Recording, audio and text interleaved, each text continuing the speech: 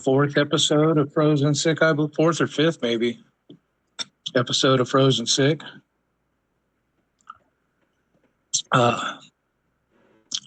See, as we ended our last session, the party had been, they'd started their journey to Sasphalt and had been out in the wilds. Their last encounter, they were attacked by a young Remorez, which the party ultimately defeated, not without taking a bit of a beating. I believe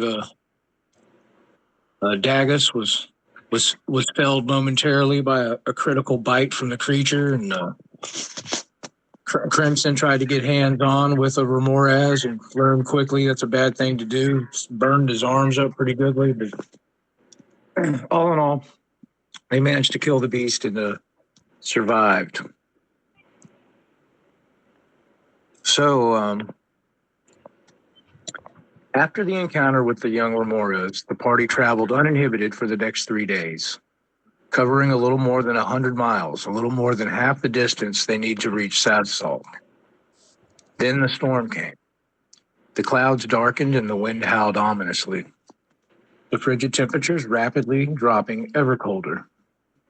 The party was forced to halt its journey and attempt to ride out the storm.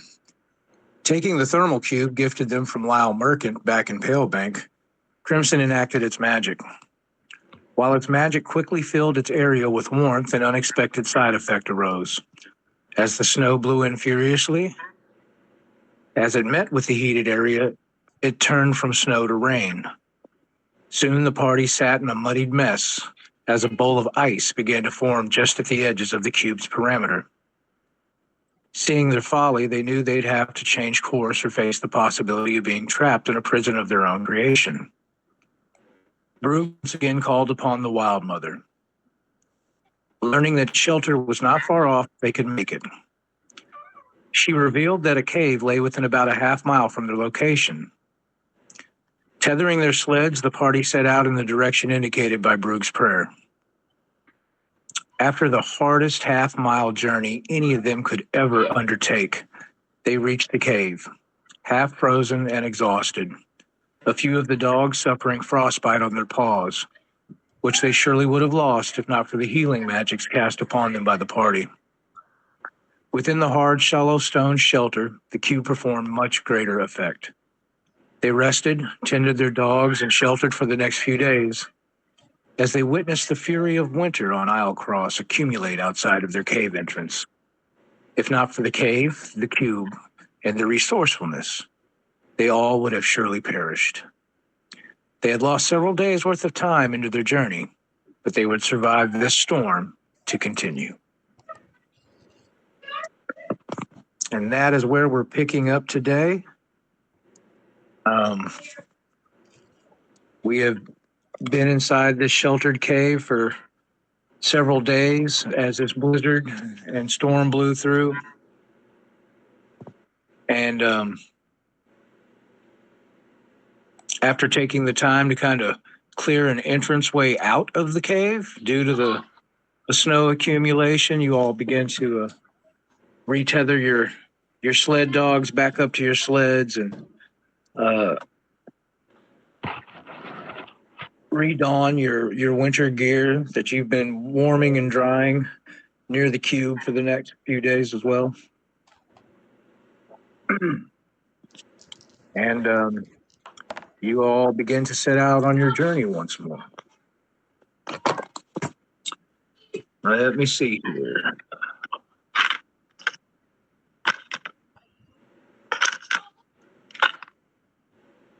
Okay.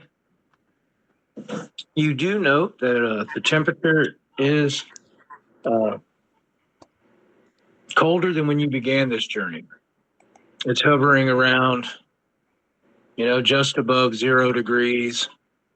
When the wind blows, it's bitter, but you guys are amply clothed and prepared for these conditions. You knew it would be a cold journey. And the first day, you guys travel out of that cave and onto your course. And again, there's no incidents in the first day or evening when you all camp that night.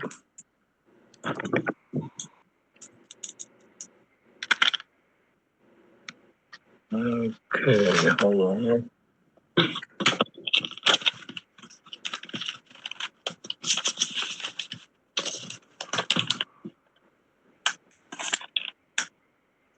All right. Let's see. You guys are covering what did I say? 24 miles a day with the sleds? Yeah. Yep. Yeah, 24 to 25. Whatever. Okay. Right? Yeah. Okay, you guys are covered about 20 miles into the following day. You guys are making good pace. The weather's been kind. No more storms have blown in across you all. And fortunately, you haven't been assailed by any of the wild beasts that Isle Cross has in store for you. But what you do come upon, as your sleds are coming over a high ridge, off in the distance, you see what looks like maybe a small encampment. It's dotted with several little buildings. Little domes look like they've been made of the snow and ice itself. Probably about 10 to 12 of those little igloo-like structures in this camp. And then towards the center of it, there's a fairly good-sized, large black tent. It looks similar to the yurt style housing that you saw when you first arrived here in Isle Cross. From the looks of things that you can observe, you can see people milling around. Go ahead and give me a history check, anybody.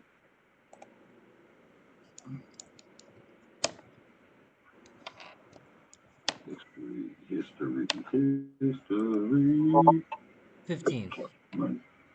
Okay, that's more than well enough.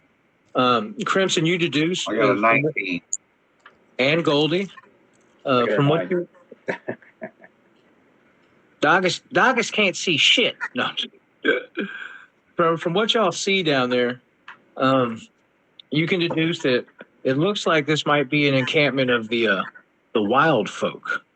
There were a few of them there when you guys arrived at Isle Cross, the nomadic people who make their lives here on Isle Cross. You can see people milling about. You're probably about 100 yards away from them now. In preparation of some sort. You can't tell from the distance you're at, but yeah, you see this camp down there. So what would you all like to do? Slowly move in up on them. You know what they say. When in Rome, do as the Romans do.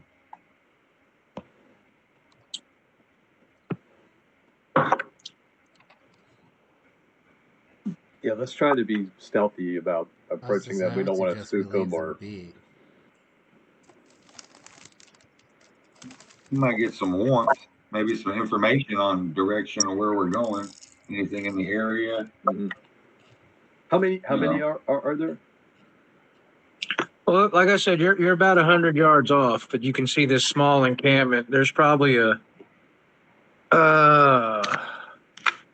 okay, there's 10 igloos down there. Oh, okay. And one large tent. All right. So as you guys start to ponder about approaching stealthily or slowly, yeah, as not to cause alarm, you hear Brug whispering behind you. And when you turn back to see what he's saying, you don't see Brug. Actually, go ahead and make me make a wisdom saving throw. Okay. 18. Also 18. That is, I can't fucking read that. 16.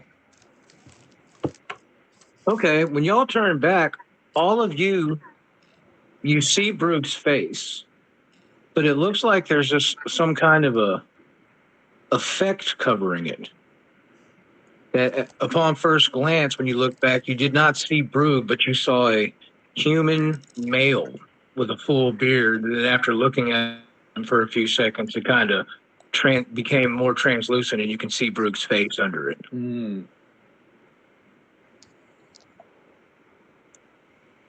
Oh, the big fella's got tricks. Well, it's good to be adaptable.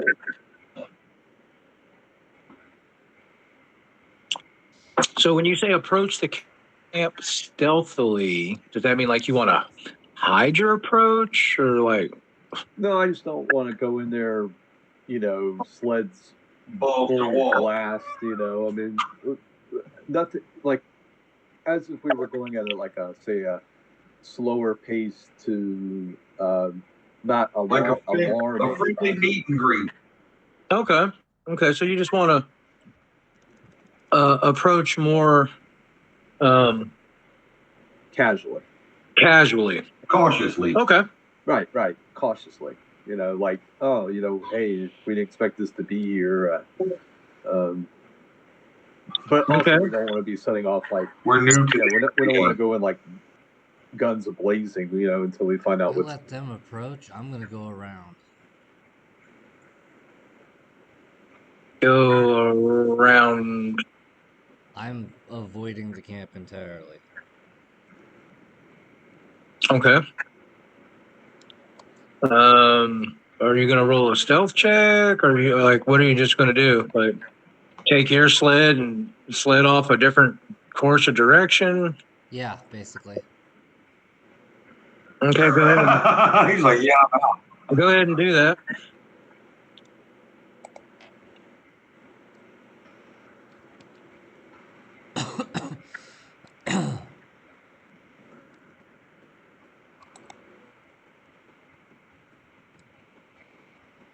The other three, as you guys begin to approach, you are met with a few of the wild folk that are kind of out on the perimeter, and they hail you.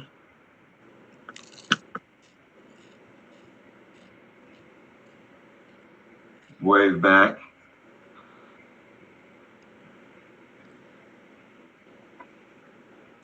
And one of them looks to your group, and looks you over. Are you to meet? Are you with the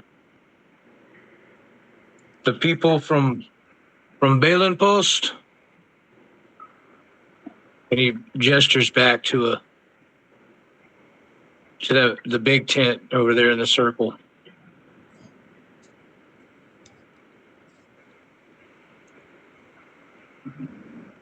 We came. Tell them we came from what you call it? L-Cross. Yeah, and then tell them in which direction we're headed. And he looks at you and nods and goes, more adventurers. You can warm yourself by our fires. If you have goods to barter, we always welcome it. We prepare for the mammoth hunts now. It is that time of year. Oh, that's what all the scuffle and buffle is about. Okay. Crimson, are you making any attempt to stay hidden or anything, or are you just kind of veering around this camp? I'm just skirting it, like keeping Okay. distance. He said, I'm on the outside looking in. Could have been another one of them. Yeah.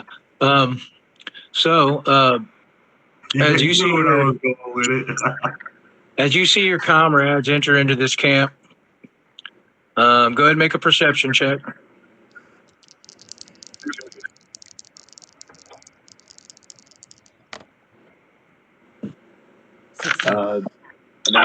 That 20 for 22. Okay. Crimson, what you spy is it doesn't seem like there's any hostilities going on. Nobody's making fast action towards the party or anything else. They seem to be being welcomed into the camp. Dagas. Yeah. You do notice something. These nomads, they're mostly they're humans. Okay. But patrolling around throughout the camp, you do spot a small halfling who seems to be riding on the back of either a sled dog or a wolf. You're not exactly sure at this distance, but he's kind of taken note of y'all and approached, but not directly, and just kind of sidewalking and looking. And then you see him kind of kick the heels of his dog, and his dog kind of bounds off at leaving the camp. Okay.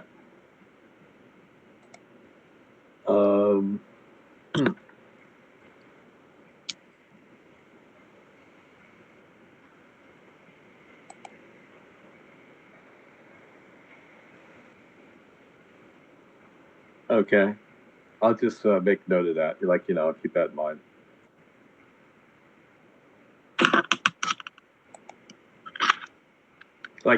He's still can see us, but he's just not directly approaching us. He's just kind of coming into the general area. Correct. And then he kind of eyeballs y'all up and down a little bit from a distance. You know what I mean? And then looks up towards the path from whence you guys came down, and then he kicks his dog off, and they kind of trot out of the camp.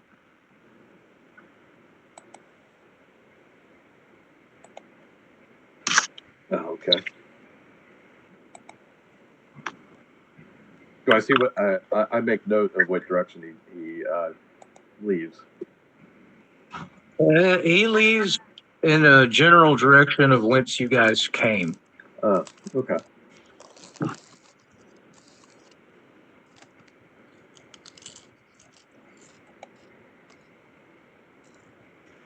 So what do y'all want to do? Do you want to talk to any of these people? I mean, they're kind of, they tell you can share the fire. A few of them asked, if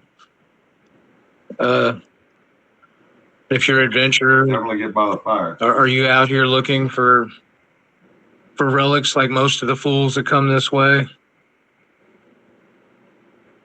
No, we're looking for the woe, baby. We're actually on a quest to cure the frozen woe. They look at each other and nod. One of them says, if you would people just leave those fallen places alone to begin with, you wouldn't invite such woe upon these lands. They are crashed. Yeah. They crashed for a reason. Well, that would be the bane of existing is the greed of the heart. They kind of nod. I said they're not overly friendly people, but they're used to people coming out into these wilds and searching for relics and treasures and such, and you just kind of get the general sense that they believe it's a fool's errand. It's not something they partake, and if pushed on it a little bit, you kind of learn that they live off the land here, and what the wilds provide. They're very nomadic people, and they just don't really see the point of digging up the past, especially of what they consider dark or strong magics that people shouldn't folly with anyway. So The general consensus amongst them, as you're learning, is they pretty much avoid those areas at all cost. It's very rare that any of them would help with an expedition or anything into that nature. It is rare, but not unheard of. Crimson, make a perception check.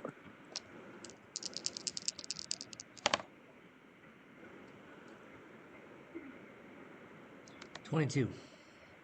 Oh, are you serious? 22? Yeah. All right, you're sitting there watching your party and kind of surveying the area. And as you're looking around, you look off and about 20 yards to your right in some bushes. You barely glimpse it, but you see the face of a wolf, and just behind it, the face of this little halfling. And as soon as you lay eyes on him, the wolf turns and races back towards the encampment.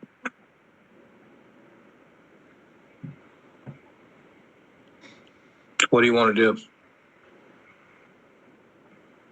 I keep going. Going where?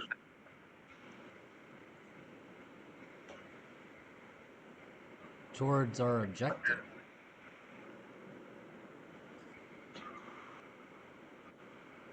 You're just going to leave the party.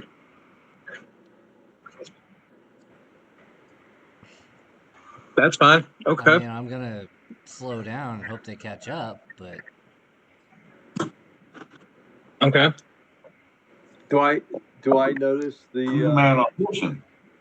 do I notice the halfling and his wolf spying on the conversation? No, you guys are here. Let's do this. Okay. You guys are all up here in this camp. Uh-huh.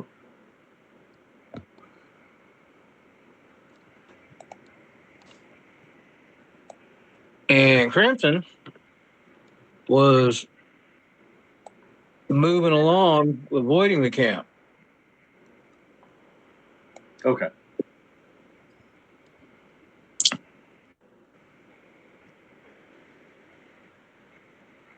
So no, you don't see the halfling. Where'd everybody go?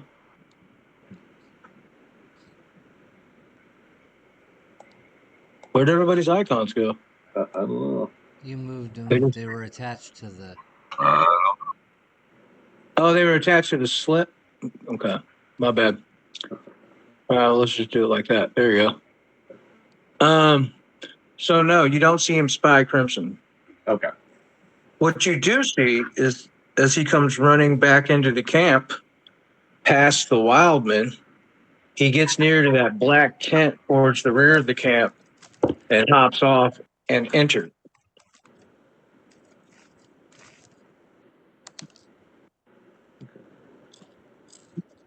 Since I noticed with because I rolled a nat 20 and I got a 22 over my perception on the guy leaving, I'm going to ask who that gentleman was to the group that we're talking with. He says, "Oh, that is he is one of the scouts from the people from Balin Post.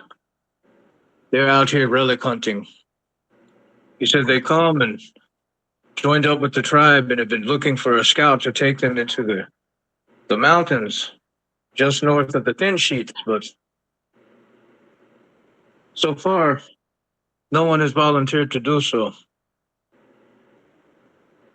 He says, "I believe Grimjack's young son may be interested, but it is dependent on whether or not their leader helps us with the mammoth hunt coming. Mm-hmm. Perhaps they will make a deal, perhaps not. Okay. That I do not know." So if I'm understanding you correctly, just to reiterate, he's a scout that's looking for a party to go and investigate a particular area. He's part of a group. He's part That of is it. looking- I see. they're from Balin Post, Yeah. which is an out camp on the south side of of Isle Cross, west from where you guys came in. A pretty good journey west, actually. But rumor has what you've known of Balin Post, if it ever came up in conversation when you guys were at the base camp, is it's supposedly under Dwendalian Empire control. Supposedly.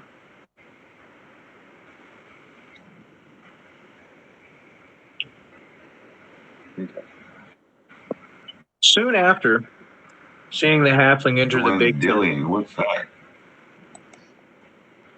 it's the continent which you boys are from, basically. Y'all are there are two on the continent in which you guys are from. Let me help you out. There's the Dwendalian Empire on the west side. There is Zorhas on the east side, which you guys adventured through a lot during Call of the Netherdeep. The south part of the continent is Grand Empire. no, that's the east side. That's Zorhas of the Kryn Empire. The south side of the continent is where you guys started the adventure at, with Port Denali and Port Zune and all that. It's kind of a neutral portion of the empire.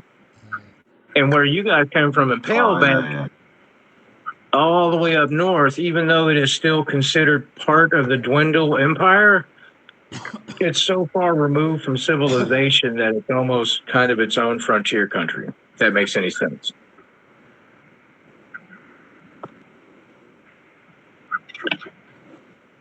Right.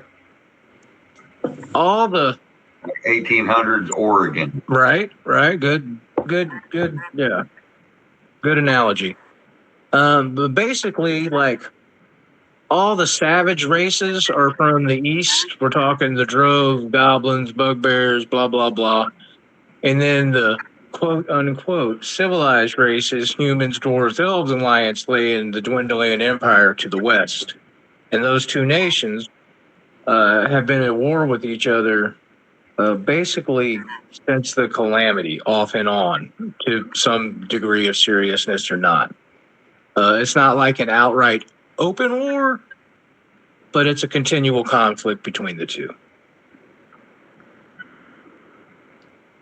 Okay. Oh, Go ahead.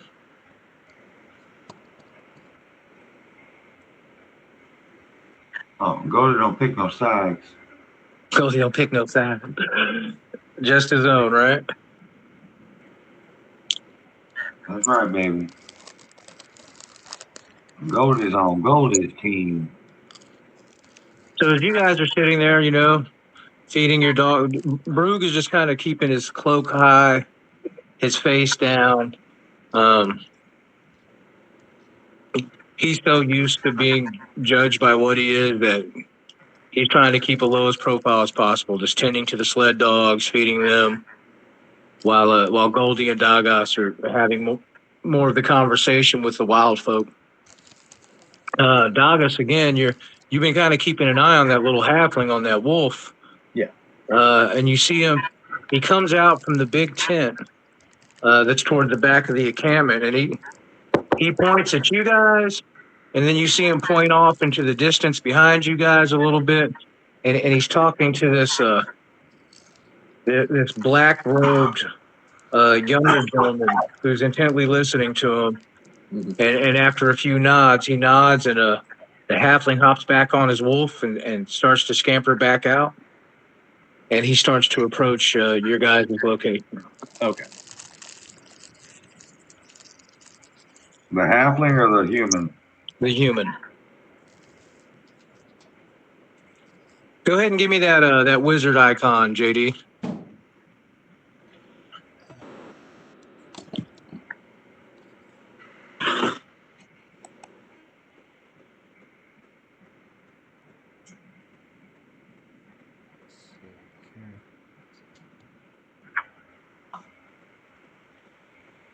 and stick him in the camp there with the three that.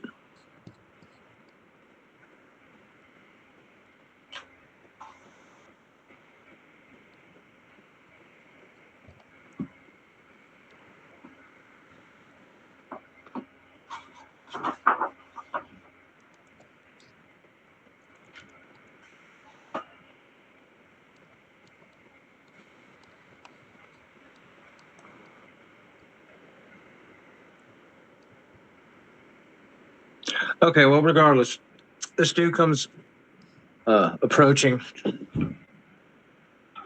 He goes, "Well met, fellow adventurers." Well met.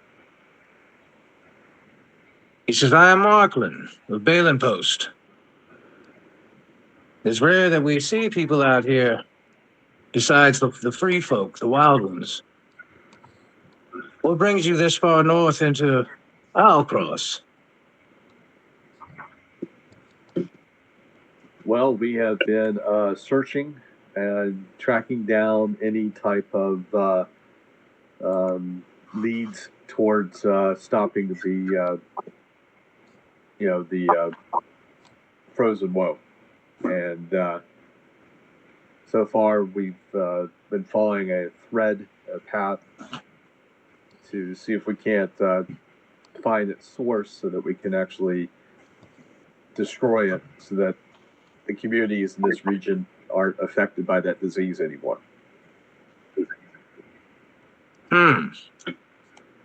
Sounds noble. So you're not out here in search of relics, are you? And you see him, he kind of keeps looking past y'all, out into the distance, wherever direction the halfling had just went off to. He says, is this all of your company, or are you with anyone else? Why do you ask? Are you all of your company? Or are you somebody else? He said, absolutely. You're asking Goldie. He said, although I am the leader, I am the lead of my company, but am I all of my company? And he just chuckles. He says, no, I'm not. Albert's He said, fine. I asked because my scout reported that, well, I don't see how you would have missed them. There was another sled with a particular rider that I would much like to speak with. Do you want to make a milkshake? Yes. You see, I am here not for such noble causes, but on behalf of the Dwendelian Empire, we search for relics of Aor. And if my scout is as honest as he is ugly, I presume you may have actually been traveling with one. So, do you know this? Was it really? Do you know this sled rider or not? We do not. Very well, thank you. And he turns, and with that, like, just dismisses you all and goes back to his tent.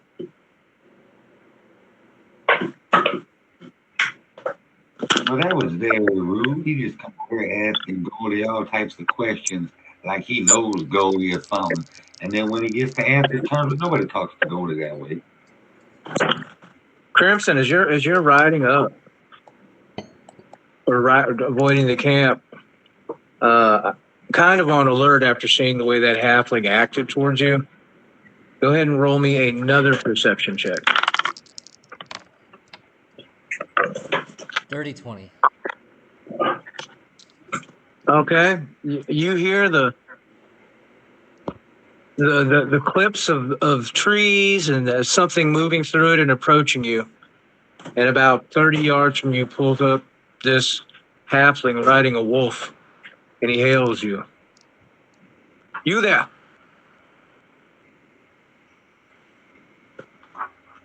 Yes. My employer, Markland of Balin Post, would much like to speak with you. I don't have time to speak with him. If the rest of my party would realize that we're short on time. He is a powerful man. He pays nicely. Are you sure you wish me to tell him you declined his invitation? Yes. And he looks at you again for a second, just kind of taking in what he's seeing, and he's like, very well. I will let him know the Aomatron did not wish to speak with him. And he turns and rides off.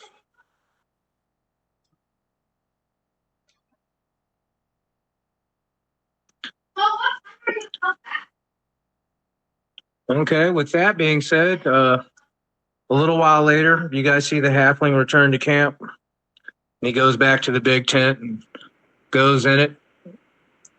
And you don't see anybody else come out of there.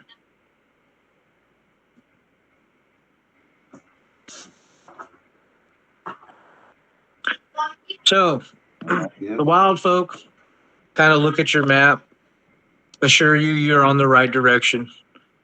That the Thin Sheets is about another day travel north in the direction you've been traveling.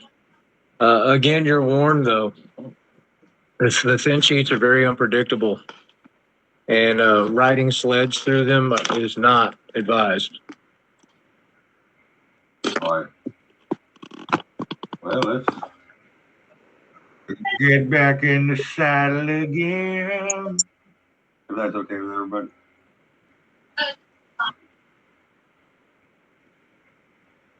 Fine with me, man. Yeah, I'm just probably an narrating hour this to journey. an hour beyond the camp, I would have stopped and like set camp for myself to wait for them. Okay.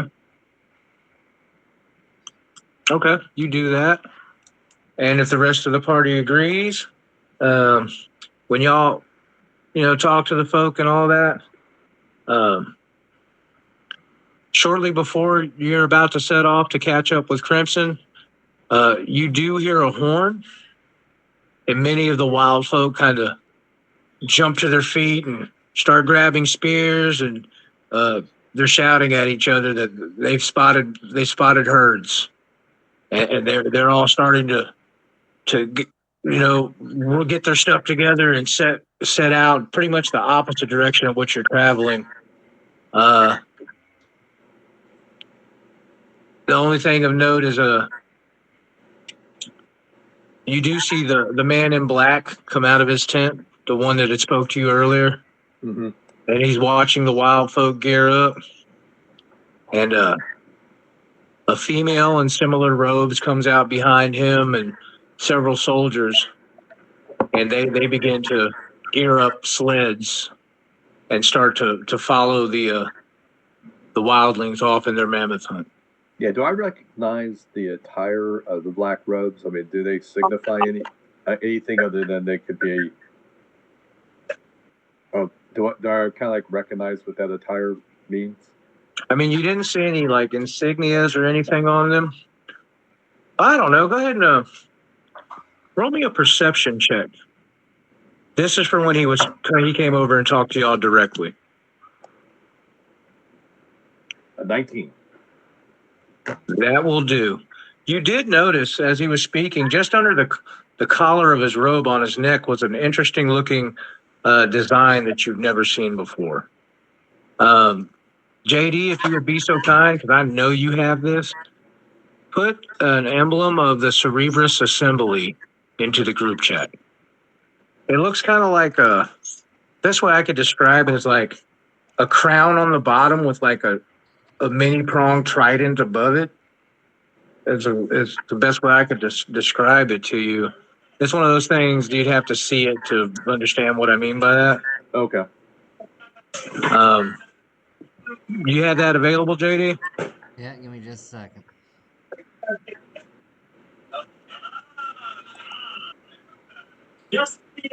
Just so the fellas kind of get an idea of what they've seen.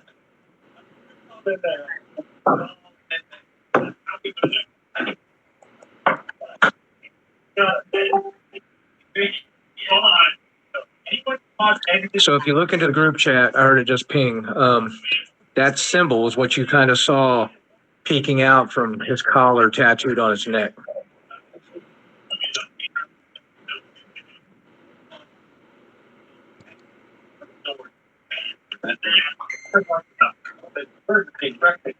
Yeah, that's it. My bad. A three-pointed star with like an inverse crown. I said trident. I had that a little off. But yeah, you kind of saw the top half of that particular symbol. That's the new Mitsubishi. That's what, buddy? That's the new Mitsubishi model by The new Bass Pro Shop. The new Mitsubishi. Okay, and where you guys are from, none of you would be Made by Bass Pro Shop. none of you would be familiar with what that symbol actually means. That. Okay. Nope. Look, with them leaving off to hunt the great woolly mammoth and that little exchange being done, you guys soon catch up with Crimson, who pulled about a half mile away from this camp. His sled tracks weren't too hard to follow once you left out again and found him. You catch up to Crimson.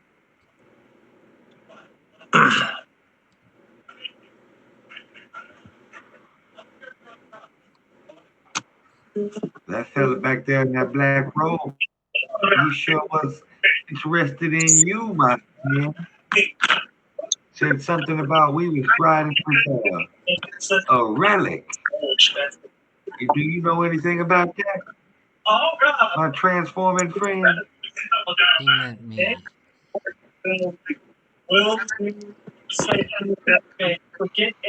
He means he meant you. Somebody's turned off the TV. Crimson from Eowyn originally. He came to Palebank a few years back.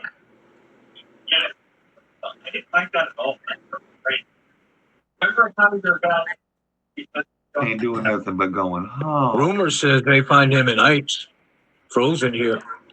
He not wake up or get back to Palebank.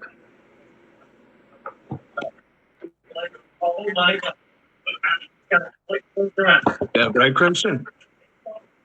Yeah, that's pretty much the long and short of it.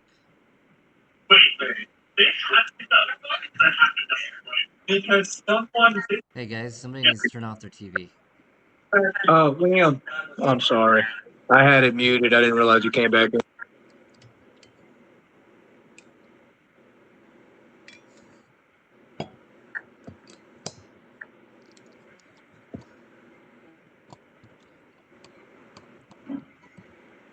We've been riding around with an ancient relic this whole time.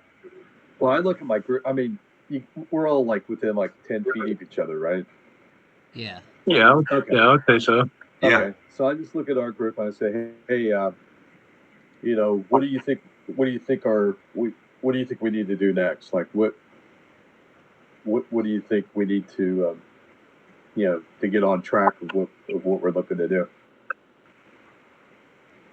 We need to get to this Saz vault and Well, investigate it. Mm-hmm. And we have a general idea where it's at, but maybe We got a map. what's it? We have a map. Okay. Yeah, Ergon gave y'all, or not Ergon, but Orvo gave y'all a map back at the base camp, the same map that he drew up when him and Ergon first discovered the place. Gotcha. Okay. Yeah, you have you're not blindly traveling. You have a Okay. I thought we were kind of going in a general direction, but it wasn't really. But it's mapped out. Okay. So it's fairly well mapped out. It's not like a encyclopedia map, but you know what I'm saying. It's what would have been put together by a couple of experienced scouts okay. of the area. So you hit your landmarks and everything along this journey. It's besides the blizzard that blew through and you know, the few creatures you guys have encountered already. As far as getting to where you're going, you're definitely going the right direction. Gotcha. Okay. So I just be you know, I was being candid with our group. I was like, what you know, what can we glean from this interaction that would help us benefit our ultimate goal of getting to that location? Well, I would say nothing you gleaned from that interaction will help you get to your location. The few things that have been reiterated is don't bring your sleds up on the fence sheet when you reach it. Okay. It's a father. It's called the fence sheets because it is a large body. Yes, it's a large body of frozen water where areas of the ice are thin. Okay, that makes sense. Very hazardous in some areas. How do people, maybe, if anything, maybe we can glean some kind of insight on how safely to transverse that terrain? Yeah, it's a decision you'll have to make. It's a decision you'll have to make when you get there. You got, let's see, probably another one. I did that and that. You guys are looking at reaching that destination within a couple of days. Okay. And let me roll real quick. Hold on. Clean. Okay, and you can't camp that night and travel another day uninhibited. There we go. Okay, and a few hours into the next day, you guys hit the area on the map that is known as the thin sheets. Now you know that Stahl's Vault is within this region, and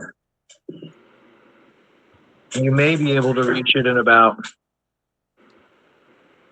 Well, now you're going back. Well, that depends. Okay, go ahead and give me that thin sheet map, JD, that I requested por favor.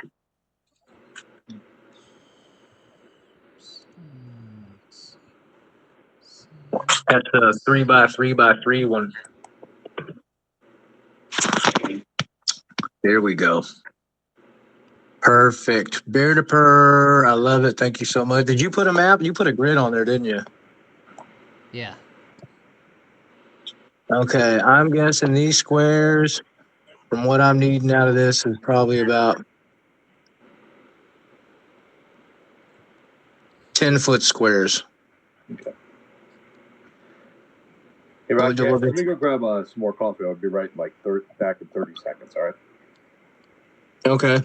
Now we don't need an extra one at the bottom there, JD. We're just going to gauge these squares as 10-foot squares. Okay. Yeah, for what I got coming up here. And if you could slap us onto the western side of the map there, that'd be perfect. Nobody slapped Goldie. Goldie does the slapping.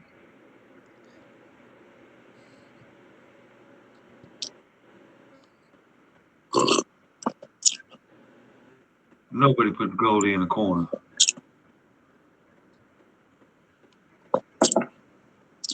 All right, I hope this works out the way I planned it. This will be fun if it does. Well, I might have to can y'all hear me? Yeah, I can hear you. Okay. We're too big. I don't know, my screen's locked on your thing and it won't go back to all of the people. I don't know why. Okay, JD, never mind. Go ahead and double that map up the way it was because our icons are taking up 10-foot squares. So we'll make them 5-foot squares. We'll just make the map a little bigger, I guess. If that's easiest. Okay. The reason for it is because I needed space to make what happened, what I'm trying to make happen. So yeah, if you want to Double that map. Maybe add a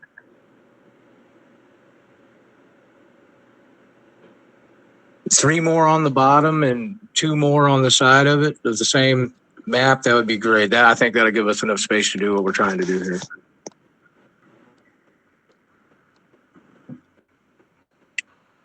My dog, he said copy paste. Excellent. You know, that might do it right there. Yeah, I think that's enough to do what we're going to do today for this part of it anyway.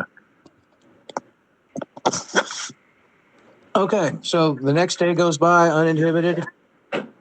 And once you reach the edge of the thin sheets, according to what Orvo was trying to tell y'all, is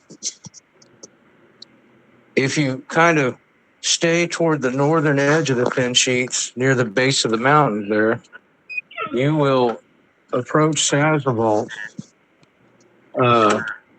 about a day's travel on foot. Shit, that's what Goldie's gonna do.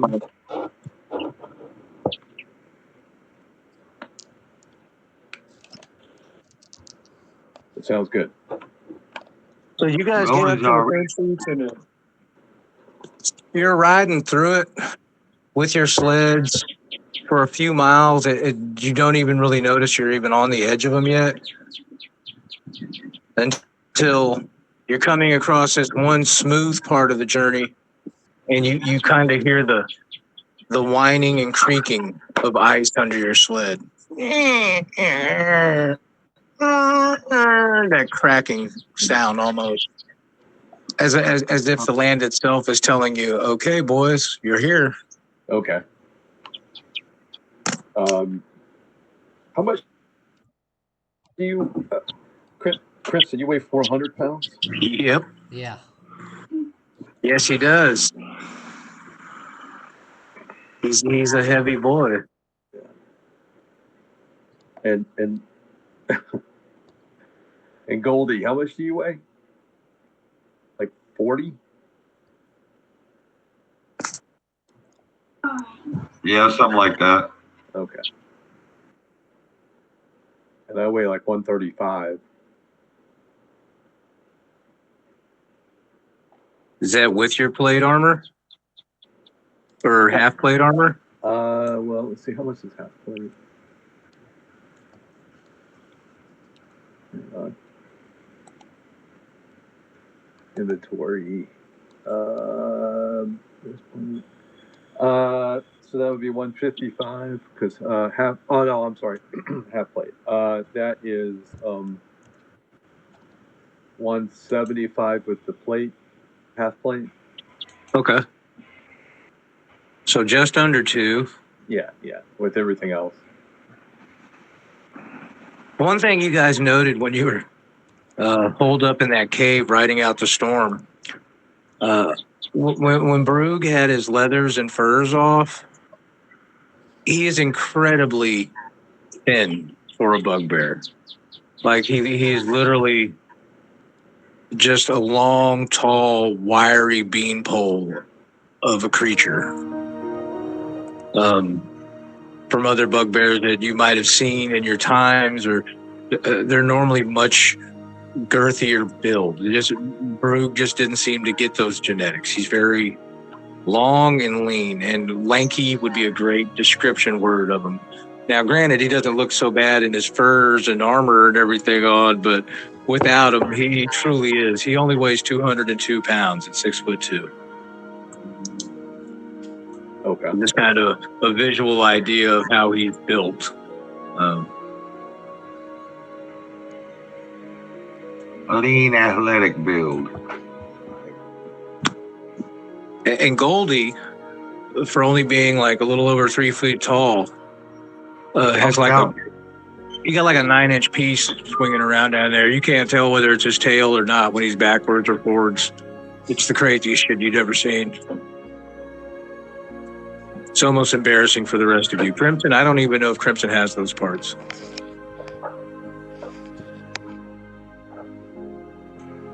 don't forget Goldie can bench press 276 pounds. What is your strength? A 10. Okay. So that What? was totally Just the out limit. of curiosity, who is the strongest person in our party, weight wise, or like weight capable wise? I know I can carry almost double what my weight capacity says because of my race, but like, I've got Like- 17 strength. oh well, Dagus is the strongest one out of all of us. Unless Crimson's bigger than that. No, I got a 12 strength. That's what I got is a 12 strength. I got a Okay. 10. So Dagus, not only is he good looking, he's built like frickin' Fabio too. He's kind of gunned up. That's why he was my first contract, baby. Mike, did you catch all that at the end of last session? About What Goldie was trying to recruit you? I picked up, because I'm so pious, I guess. I kind of heard it, but just like I thought she was joking. Still No, 'cause I got processing it. that- while we were writing, I was writing the contract out, and it states that you have agreed to do a dubious amounts of activities, and Goldie will get 30%, and the remainder will get put towards the orphanage and the children. Uh-huh. That's why he started That's calling all you I his. heard. That's all. I was like, oh, the orphanage. Yeah, that sounds like a good. Yeah. He way to started help- calling you help his them out. stallion. Yeah. I didn't look at like the fine print or or I was like activities, whatever. Helping the children. My God, I'm all about that. And see, now that it is a signed and abided contract, you legally have to do it.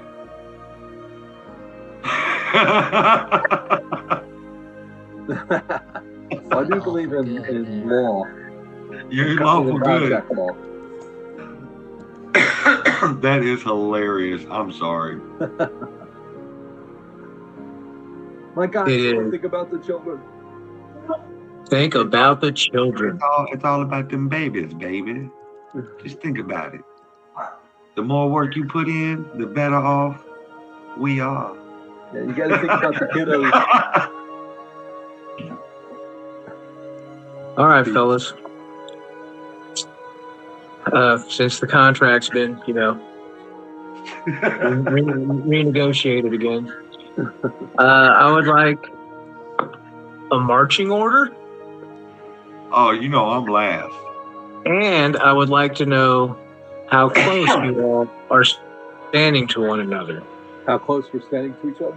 Mm-hmm. As a point of fairness, did we glean any type of insight as to what was best practices to cross the thin ice when we were back at that village? Well, I think common sense would say that if we were all, like, when we were all together and the ice was coming through, we don't want to be bunched up for sure. Yeah. But we do got rope. We should probably attack this like we're climbing a mountain or a cliff and run a line from front to back, and probably stay 10 to 15 feet apart would be my suggestion. Okay. Well, But if that's the case, then Goldie doesn't need to be in the back, because if he's the anchor, he's not. Probably should put the heavy guy in the back. all right. Yeah, that makes sense. Also, as we transition across the ice, we don't want the first person to crack the ice to drag everyone down. Yeah, Broom Correct. doesn't want to be tied to anybody, Okay. and he's going to stay probably about 15 feet away from most of the party. Yeah, I don't 15 think feet. tying off to each other is a good idea at all. Okay. Yeah, right. especially if Crimson hits a soft spot and goes in, Yeah, ain't Yeah, you nobody gotta gonna rescue me. Well, I'm tying off to my to Doggis. I can't let nothing happen to him. Brug pulls out his staff, and as he's moving across these thin sheets, he's kind of tapping ahead of himself. Tap, tap, tap, tap. So all of you at this moment in time, you've been traveling about an hour onto the thin sheets, and you come across a few sketchy areas. Go ahead and give me nature checks, all of you. Nature checks. Nature checks. Nature. Oh, Brug made a 24. Oh, that is a 12. Straight roll Yeah. 16. Nice. Okay. Doggis with a 16. Crimson, what'd you roll? 13. Okay. So Doggis is kind of picking up on this, and Brug spots it immediately. He mentions to you that where the ice looks the clearest, avoid it. That is where it's thinnest. Okay. He's like, try to stay on the areas that are a little more cloudy. They seem to be sturdier. Okay. There seems to be slippery. That's a good idea. I think that's great advice. Go to But he continues to work his way, and you guys are working your way along. And I need everyone to roll a perception check now. Oh, now I got some skills in that right there. You know, I'm very perceptive. You know what I'm saying? Go there. Not very perceptive. 21. 19. That's a 12 for Goldie. It's cold, baby. Goldie's eyes is a little blurry. Yeah, I rolled a 14. That is fair enough. But Doggis and Crimson, you think you see movement up ahead of you behind one of these snow drifts? It's probably about, I don't know, probably about, where's my pointer at? There it is. Right around in this area, you think you saw something moving. Okay. Okay. Go ahead and give me my owlbear icon.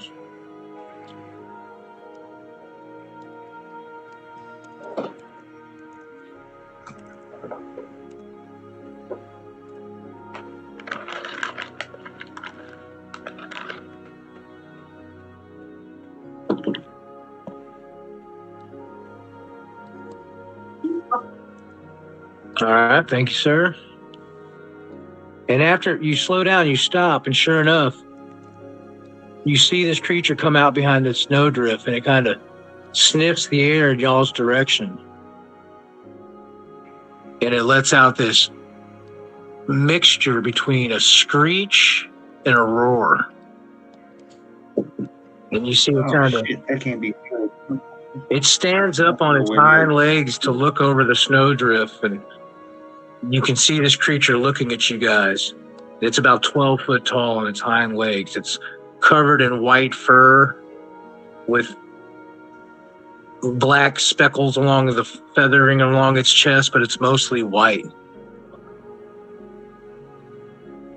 And then after it lets out that roar, it drops down onto all fours and starts to pounce, like up and down, stomping on the ice. Go ahead and give me my first ring. Give me a 20-foot ring around the owlbear. JD. Yeah. Working on it. Okay.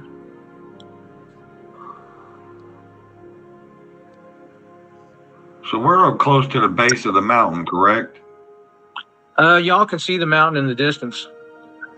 You get there at about it. Okay, yeah, right there, JD. Perfect. Now that ring is stationary, correct, sir? It's not going to move anywhere if I move the owlbear? It is now. That's what I want. So when I make these rings, I want them to be stationary. So you see this bear jumping up on this ice, boom, boom, and then the ice breaks around it when it goes into the water. Shit. 5, 10, 15, 20, 25, 30, 35, 40. A few moments later, you see this ice break. And let me roll it. Hold on. Or somebody roll me a D4, please.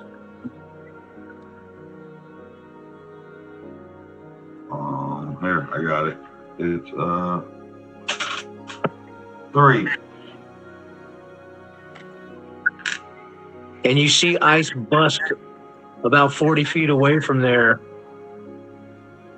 And the creature crawls out onto the edge, ever closer.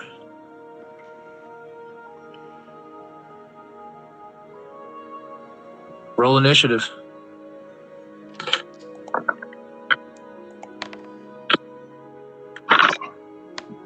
$18. 9. Even. Go ahead. 21 for Brood. Hold on. Did you say 9, Crimson? Yep.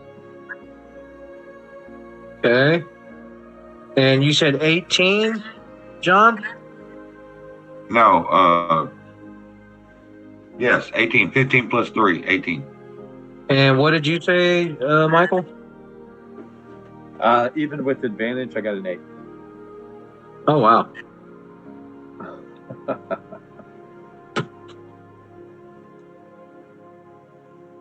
All right, this creature comes up on land and starts to dash directly at y'all with a roar. 5, 10, 15, 20, 25, 30, 35, 40, 45, 50, 55, 65, 70, 75, 80. Brug sees this beast, so it goes Brug, then Crimson, then the owlbear, then Goldie, then Dagus. I got a 9. I should be like going last. Or my bad, it goes, I should write, okay, it goes Brug, Goldie, no, Michael got an 8. Oh, okay. Yeah. Crimson and then Dagus. Okay, it goes Brug, Goldie, the owlbear, Crimson, and then Dagus. So Brug sees this beast charging, and he is going to draw his bow and fire. And a 13 plus 6. That's going to hit. So 1d8 plus 4 on the first shot. So he does 8 damage. And then he's going to use his Dread Ambusher attack. This time remembering to bonus action Hunter's Mark the beast. And now Dread Ambusher attack. Ooh, 19.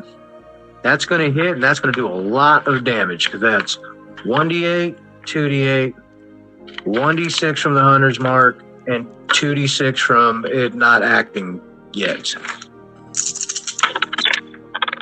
And I rolled 2, 3, 4, 4. So 14, 16 plus 4. This time Brug hits it clean for 20 damage. And the beast roars out and slaps at the ice in front of it. Slap. Goldie, it's your turn. Hey, Rocky. So each of these blocks are 10 feet. No, they're 5 feet. Okay. Okay. Yeah, we expanded the map. So as my bonus action, I'm going to use my unsettling words and tell this creature, you know, I'm real sick and tired of you things think you can just jump out and talk to Goldie and act to Goldie any old way you wanna. Well, Goldie gonna show you something right here. And I'm gonna take one of my bardic inspiration dice. I rolled a 3. So as my action, since that's just a thing I can do from eloquence, I can do it up to my proficiency bonus a time a day as a bonus action. Now I'm going to cast Shatter right on him. And that is a 10-foot ring, a 10-foot radius sphere centered on that point. He must make a Constitution saving throw, but he has to make the save and minus that 3 until the beginning of my next turn. He's got to take a -3 on any saving throw until the beginning of my next turn. Okay. So a Constitution. You said centered on him, correctly? From the next saving throw it makes before the start of your next turn. So just this one. Okay, so just this one. Okay. Yeah. And what is it? Constitution what? What's your DC? You got to beat 15. Okay. He rolls a 21, so he only takes half. Yeah. So go ahead and roll your damage. Ooh, 5, 5, and 5. 15 points. So Half is 8. thunder. Yeah, hold on.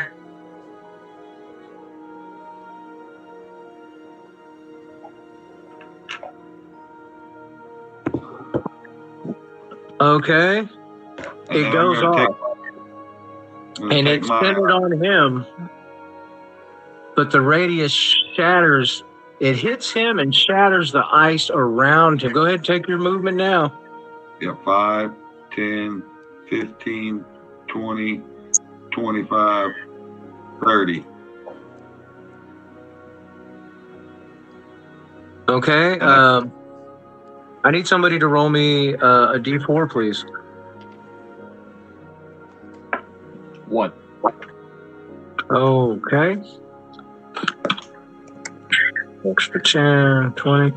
Okay. JD, give me an ice ring.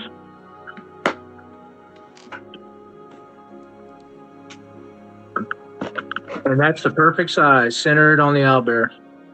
Oh shit. Okay. That shatter spell broke all that ice.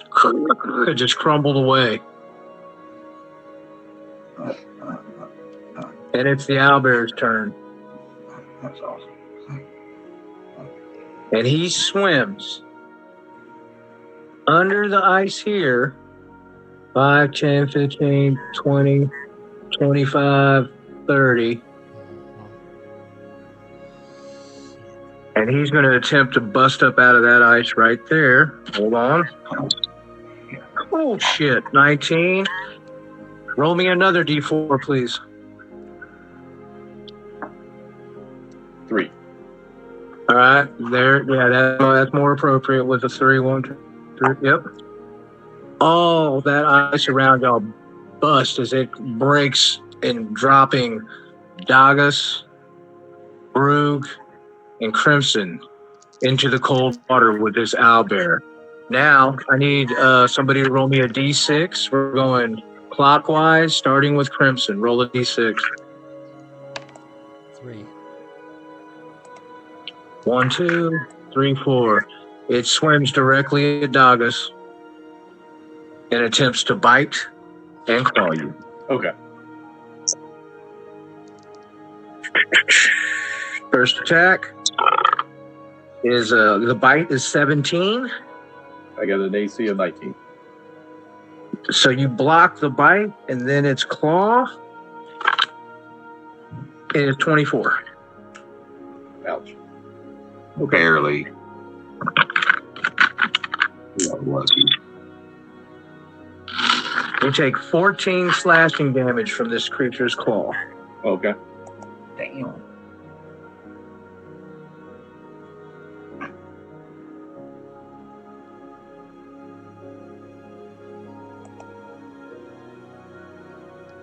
Not quite, but almost half with my hit points. With one claw swipe. Yeah. With one claw slice. Yeah. And you're in the freezing water. Okay, let's see. That is the owlbear's turn. Crimson, it is your turn. Okay.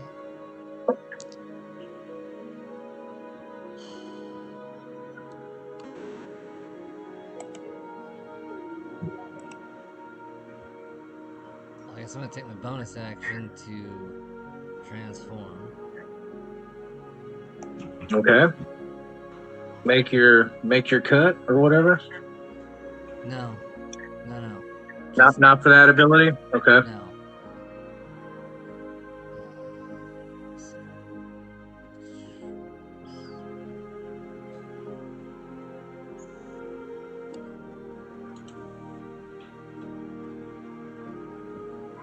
I'm gonna swim over. I'm gonna attempt to grapple with this owlbear. Okay. Is that your athletics check against its athletics check? Yeah. Okay. So you transform into wolf mode, you swim over, and you reach out to grab this beast. Go ahead and give me your athletics check.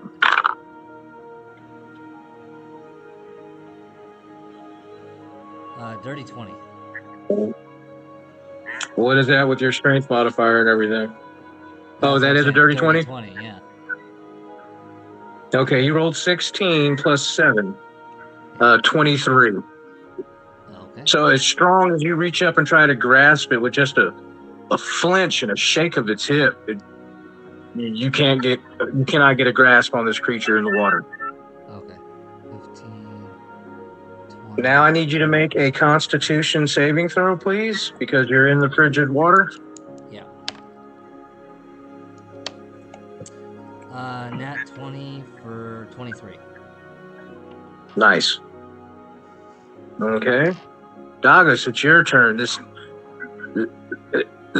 shock of the water hits your body and the speed that this beast moves at it is frightening.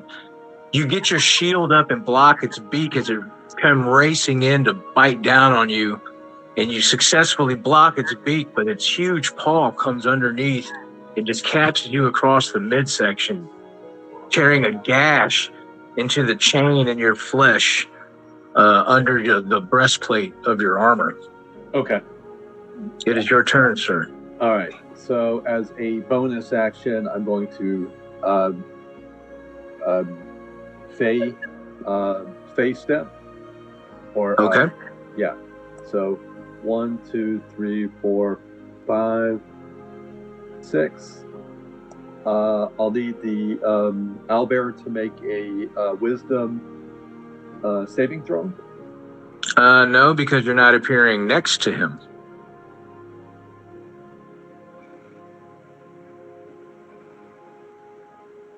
I thought it was within 30 feet.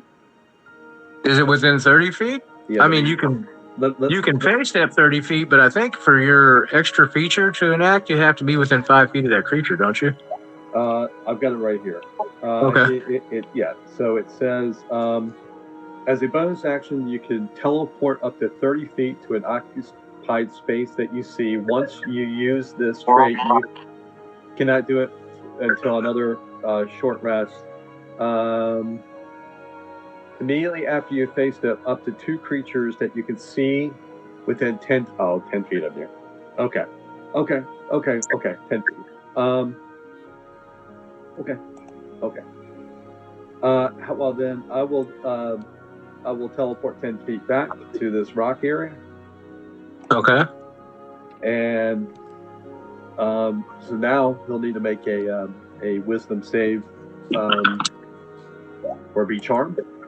Mm-hmm. And my DC is a 12. You rolled a 15. 14 Okay. plus 1. Fair enough. I'm out of the water though. Yep, you are out of the water. That was your bonus action. What is your movement or action? As my action, I will cast. Let's see, 1, 2, 3, 4, 5. Oh, I will move. I will move in my movement. 1, 2, 3, 4. That's 20. So that's 1, 2, 3, 4, 5 to here, and I will Okay. cast. Yeah, and I will cast bless to all those who are within 30 feet of me, except the owlbear. Okay. You don't want to bless the bear? Well, you know, and once that is done, so I've moved. So I face step to here as my bonus action. My movement, I've moved 10. So I'm going to move another 20. 1, 2, 3, 4. That'd be 40 foot of movement. You only got 10 foot left, bro. How's that possible? I face step 10. You and I face move step for 10 feet and then you moved 20 feet. So you only have a 30 foot movement. Oh, okay. So I face step to here, and I can go 1, 2, 3, 4, 5, 6 to here. Nice. Yes. Okay. So that's Okay. my movement, my action, my bonus action, no double barrel action. Back to you, Rocky. Okay. And that's Davis. And now we're back to Brug. Brug is going to climb up onto this patch here and start moving. Oh, that's the circle. Don't need that.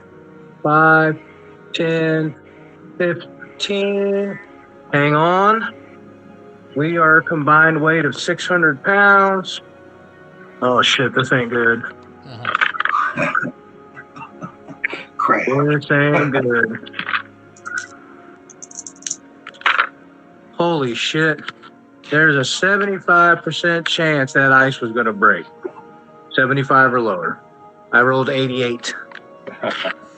So as Brug passes by you, Crimson, you can see ice splintering between these breaks, but not breaking. So that was 5, 10, 15, 20, 25, 30. And I'm going to turn and fire another shot with my bow. There it is. There it fucking is. There it is. My first one with Brug, finally. Critical hit. Critical hit. So that is 14 plus whatever I roll.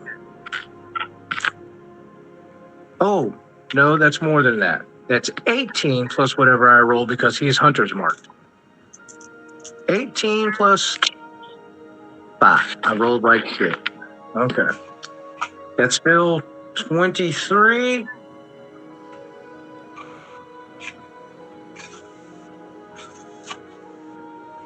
And Brug plunks an arrow right at the nape of the neck of this beast as it's circling y'all's direction in the water. Goldie. Oh shit, it's Goldie's turn again. Well, Oh, hold on. I gotta make my Constitution save. I was in there. Yeah, Doggis, you gotta give me a Constitution save too for that round in the water. I didn't spend the round in the water though. I face stepped out as my initial You action. started in the My water. Okay. Like that was my first thing I Roll did the with bonus action. Dude, Face I step. failed that roll by fucking 1. Brug has 1 level of exhaustion. You've got a D4 to add on that because you're blessed. Oh, okay. Well, never mind. Then with the lowest roll I pass, I forgot about the bless. Thank you, Michael. I forgot you could use that for saves. All right, wonderful. No Yeah, level of exhaustion excellent for save. Brug. For Ooh, the bless saved Brug a level of exhaustion. Excellent. All right. The coldest. Yeah, baby. Oh, the coldest is gonna you know, he recognizes a pimp when a pimp does what pimp things do, and that thing let out that little screeching roar or whatever. Well, Goldie's is a lot better, baby. So Goldie lets out his little screeching roar. It sounds like two dying ducks in a fist fight with a wolf. Yes. And now everybody has advantage on the attack rolls with this owl bear. And I will proceed to shoot it with a fire bolt. Okay. Oh, that's a 19 plus 7 or a with advantage. I'll take the 19 instead of the 6. So a 26 to hit him. Oh, you definitely hit him. That's going to be a 1d10, baby. And that's going to be 7 points of the firing hot damage. And as I shoot him and I see it explode, I want to holler out, "Ooh, baby, watch it sizzle. Gold is the coldest." And then I'm going to start moving away. You know what I'm saying? It does indeed sizzle. As this fiery bolt hits the top of this owlbear that's just out of the surface of the water, you see the flames hit and expand, singeing a huge patch of its fur and skin on its back, causing it to screech out in pain and anguish.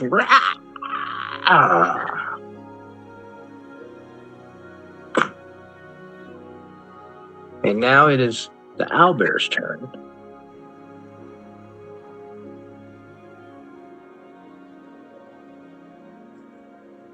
And it ragingly is going to just come out here and attack the closest thing to it, which is Crimson.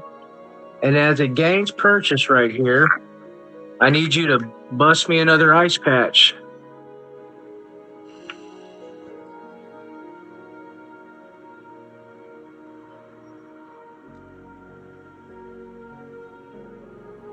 Probably the same size as... Yep, that's perfect. Nope, grow it back out. Bigger. Bigger. And then that, actually, it's probably going to catch Broom too. He didn't get far away. All that just crumbles into the sea. And it is going to attack Crimson. Here's its bite. A 10 will not hit. Here's its claw. 19 plus 7 will hit. Yep. And that is 2d8. 4, 6 plus 5. He slashes you for 11 damage.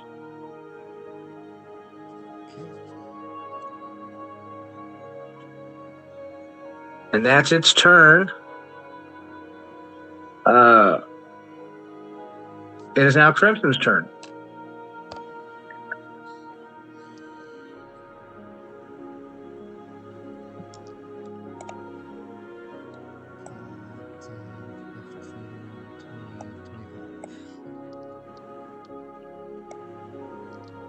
Okay, you don't have a swim speed. So go back to where you were. You have 15 foot of movement in the water.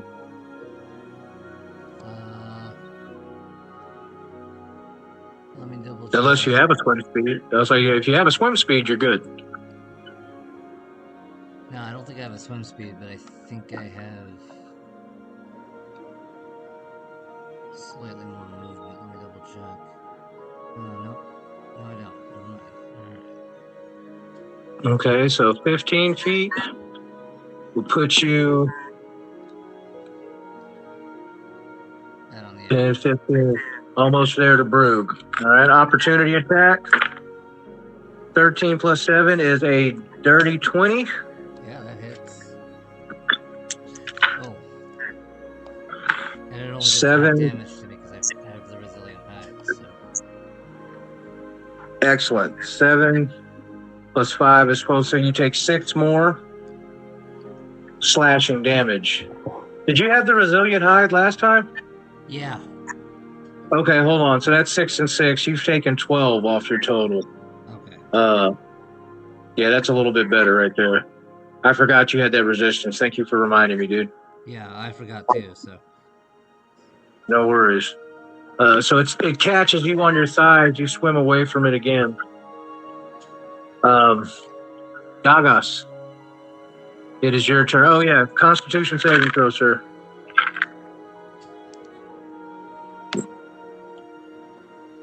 13. That passes. Okay, Dagas, it's your turn. Okay. The Oath of the Light.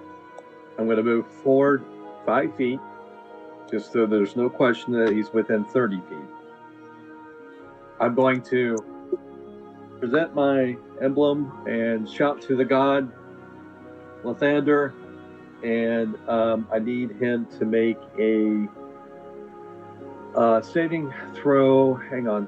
It's a called the Torchbearer. As a bonus action, you present your holy symbol and cry out the evocation of your deity's might. Any hostile creature within 30 feet of you that hears or sees must make a wisdom saving throw. On a failure for the next minute, any attacks by the creature is at disadvantage. To any creature other than yourself. So it's a wisdom. And what's your saving- DC? 12. Wisdom saving. Okay, he rolled a 17. 16 plus 1. Okay, so that's my that's that. As my action, I will take a bow shot at the well, I've got my shield and I got my sword.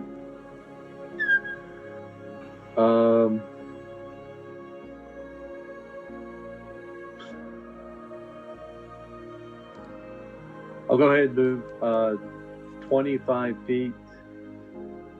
1, 2, 3, 4, 5. I'll perch myself on this rock. Okay. And is it a free action to switch out a weapon, or is it an action to switch out a weapon? I would consider it I mean, you can just drop your sword and shield and draw your bow as a free action. Okay. Well, I'll just take a bow shot at the owlbear then. Okay, so you hold up your holy symbol, it doesn't move. You turn and run, and you pivot, dropping your sword and shield, drawing your bow. When I stop, I drop my. I don't drop it on the run. I drop it at my feet. Yeah, that's what I said. Just to be clear. Yeah. Okay. No worries. All right. So here we go. Bow shot. That is that's a dirty 20. That's going to hit him. Okay. For a 11 damage. 2 points of. I'm sorry. 6 points of piercing damage. And as you see the beast swimming towards your friends, your arrow hits true right at the neckline, and its head bobs in the water, and it's just bobbing there, not swimming anymore. Okay.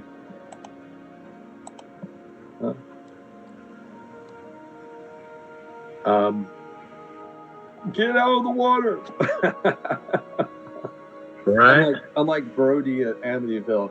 Get out of the water! Brug, since he's in this water and it's his turn, I'm going to swim over here and tie a rope around his leg. That's a round. That's 2. That's 2 saving throws. How long does bluff last? A minute. Okay. 10 rounds. 15, the first save is good. 14, the second save is good. and then one more round to get out. And he swims away from Crimson and climbs out right here. I still need to roll percentile. Hold on. I passed all my DC saving throws, all 3 of them. So no exhaustion for the furry guy.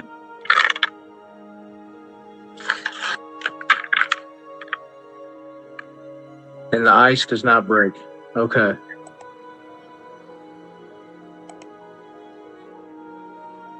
You guys are out of combat.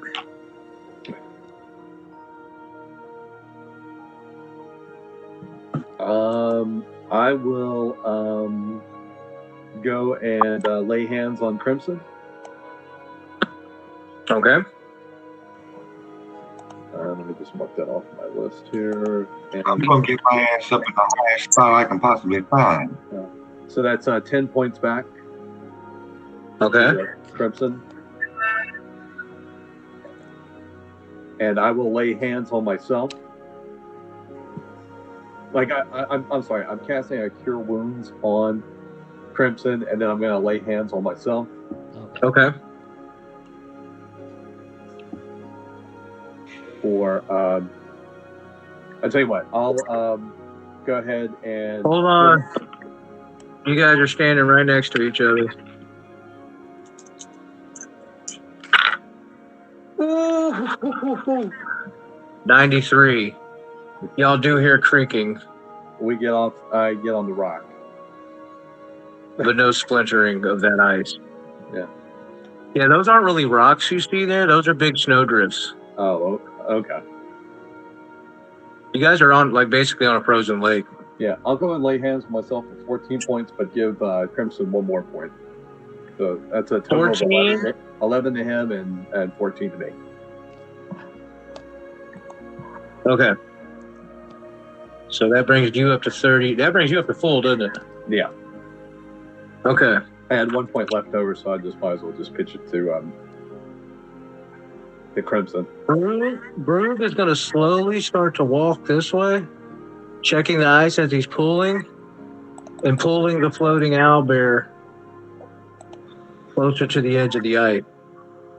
I want one of his claws, my big furry friend.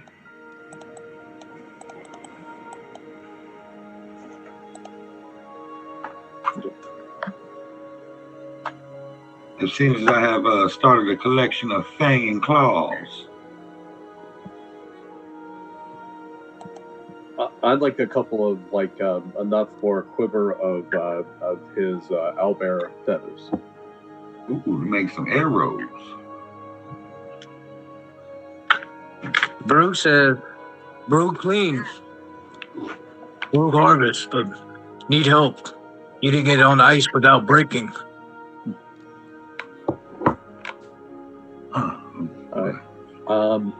No, they can't help you out there. I will tie I'll take a rope out and I'll see if I can't lasso it around the owlbear. Broog sees you coming over that way and kind of, it's 50 foot of rope, so I can move probably about 5, 10, 50. I'll move about 20 feet away with the leg that I've got secured, giving space. So if you want to approach the edge of that ice there and tie him off. Moving cautiously, no cracking, no cracking. Okay, you get to the edge.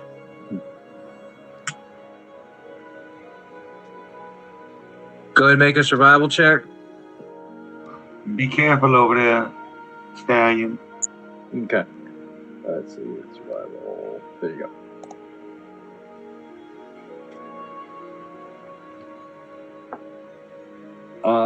That is a 15.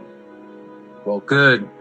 Yeah, you last as Brooks kind of pulled him over in the water, it's kind of turned on its side a bit, and you're able to make a loose lasso and just toss it over its hind leg and cinch up. Broog tells you, back up before we pull. No falling ice. It's cold. And he's kind of shivering over there.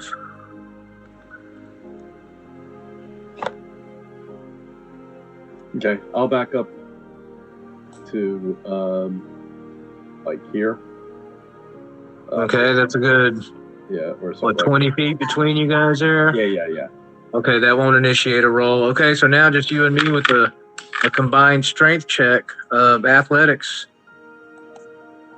is how it's going to go. Because that thing is, how heavy is it? I'd have to Google. John, do me a quick favor. Google how much a polar bear weighs. Oh, 450 pounds? But I think they're more than that, actually. Hold on. Yeah, I think they're closer to. And that 20 my athletics. How check. much does a polar bear weigh? Oh, never mind. Never mind. Hold on. With the help action. Oh, okay. Between 330 Michael, you ain't gonna pounds believe and this. You ain't gonna believe this. Did you nat 20? We both just nat 20'd our athletics check. yeah, because they say these things can get up to 2,200 pounds. All right, man. We at the same time, because of the way that ice broke, there was a smooth lip there. We both pull with our might in consecutive, and you hear the ice creak, but the bear slides up and across the ice between the two of us.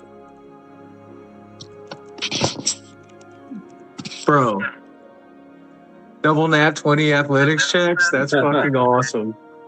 Yeah, baby polar bear weighs 300 pounds.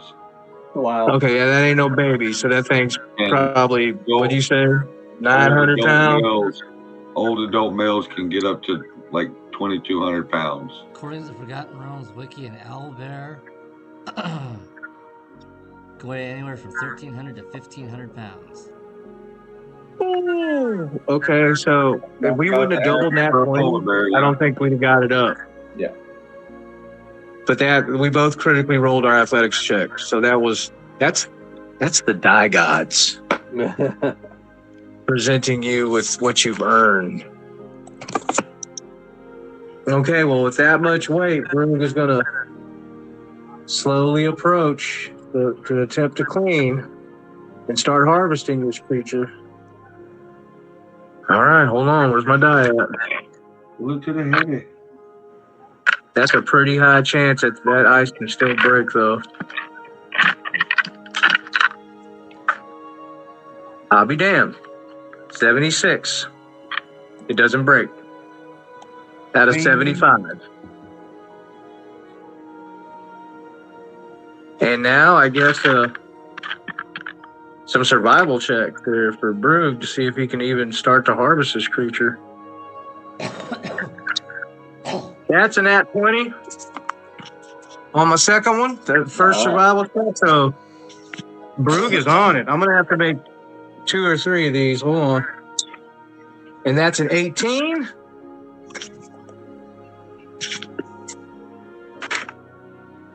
And not so good on the last one. He gets to the portion of its back where Goldie firebolted it. And because it's an Arctic owlbear, it had vulnerability to heat. So a good portion of his back is unsalvageable. But he does manage to cut away and skin the beast's legs, the tuft of feathers around its neck, and the hide on its underside. And claws. Well, that came with skinning the legs, yeah. And some claws. So after about an hour of processing this, Brug slowly starts to work his way, keeping his distance from the party.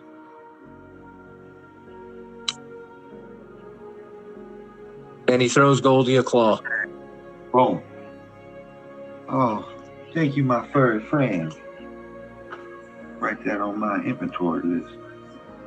1 owl bear paw. Okay, I need 2 survival checks from each person to make sure they navigate the rest of these shallows along the way. Third. Survival checks and that 20. Where's my dice? 18 and 22. Good and good. Crimson, you were the most important one. You had the highest chance of falling back in. Look, I even had percentiles versus weight on the rolls to see if that ice would break underneath you guys. 18 for the first roll and 8 for the second roll. Goldie, you weigh 40 pounds? Let me look. I wrote it on the back of the paper. You have a very small percentage of this ice breaking, 25%. Yeah. 55. You do step on a patch, it starts to splinter under your feet, but you lightly kind of tiptoe away from it onto more solid ice. I tell them all, hey, don't step here now. I'm telling you right now, don't step here. You end up in the wet. And it ain't the good wet. 14. Golden knows the good wet. So that's a 19 and a 19 and 17 for Brooks too. So we're just waiting on Doggis' survival checks. I rolled a 6 and an 8. Oh my goodness. Okay. Well, you're what, 200 pounds? Yeah. Okay. Oh shit, my boy stay in the water. That's a 50% chance on both rolls. So you want higher. You don't want lower. And that's 11 for the first one. So Yeah. you break and fall in a little hole into the water. Doesn't break a huge hole. You're able to crawl out, but go ahead and give me a Constitution saving throw. Okay.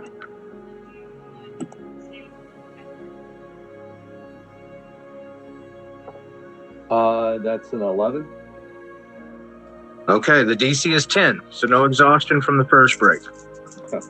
And your second one, I rolled a 29, so go ahead and give me another Constitution saving throw. 15. And the DC is 10. So, you took a couple dips in the ice, but you got out, and the party manages to transverse for the rest of the day, learning from their current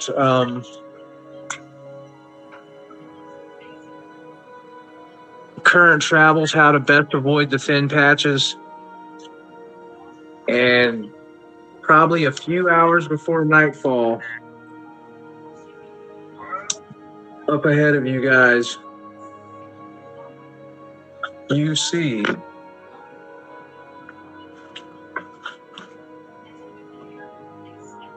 through the wind-whipped snow and biting cold, you notice a half-submerged dark blue stone building poking up through the ice.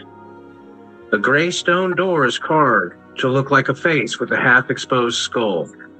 Inscribed above the door is the word Skull's Falls.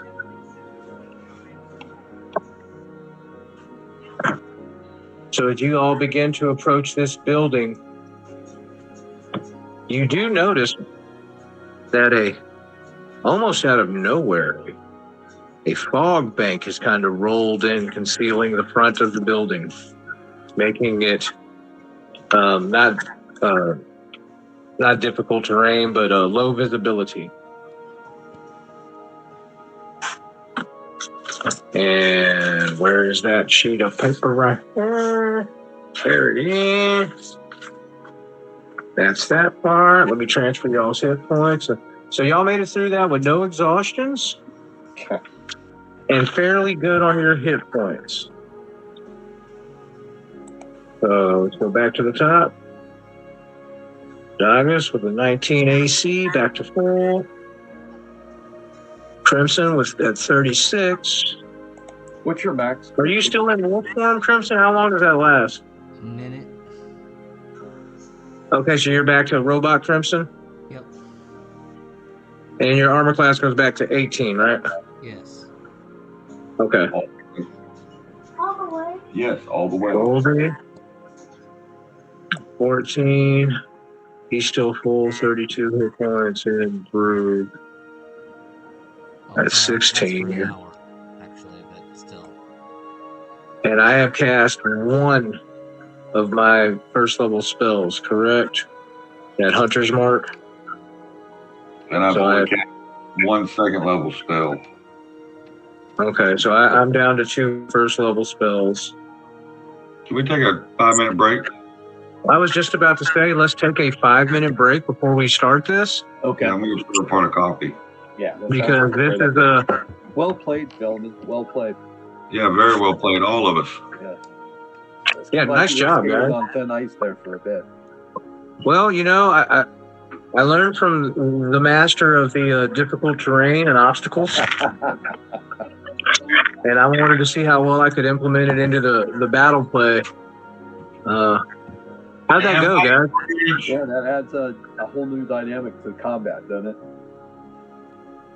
Oh, it really does. Hey, the front door, if you want to put our characters, JD, if you could put us right in here, that is the front door. And each of these squares are 5 foot. Oh, there we go. There, I see us. Yeah. I see us. My bad.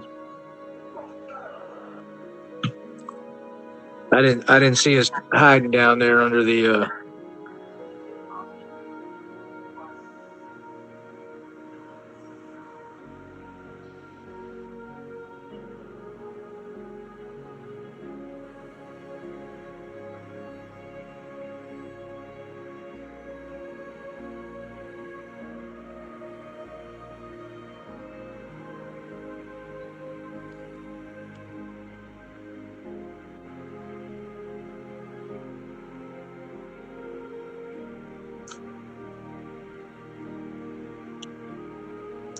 All right, and there's a, like I said, as we got close to the building there, this fog cloud kind of rolled in over the top of us, obscuring our vision. Okay, let me roll this real quick.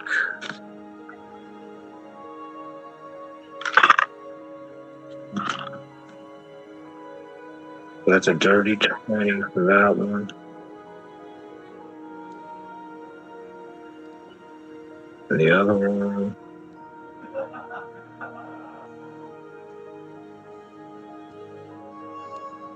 is 15.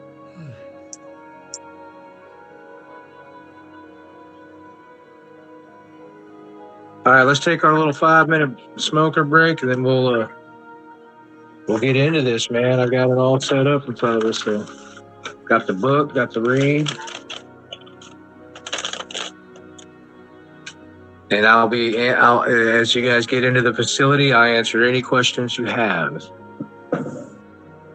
like dimensions, all that kind of stuff. But we'll get to that once we get up into the facility.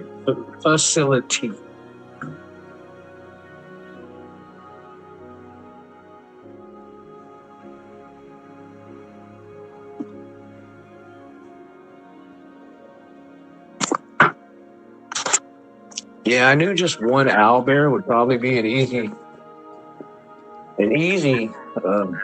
kill for you guys. So I was really trying to make the terrain the issue that you guys had to deal with.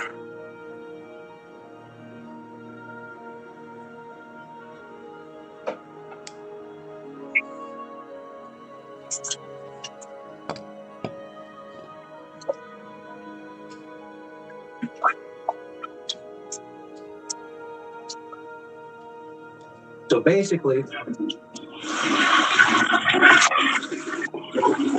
anytime you guys were within 5 feet of each other, you had a chance of breaking that ice. Crimson had a really good chance of breaking that ice numerous times, but he rolled very well on his survival check. So he was smart enough to know when he was on thinner ice and, chose a path safer for his 400-pound ass Hey, Ryan, to be walking. can I ask you a question about the travel to where we are now? If it's not overly strenuous, would that be considered a short rest in that time from the thin ice to where we are now? No, I'm not going to give anyone a rest, Okay. even though it wasn't strenuous.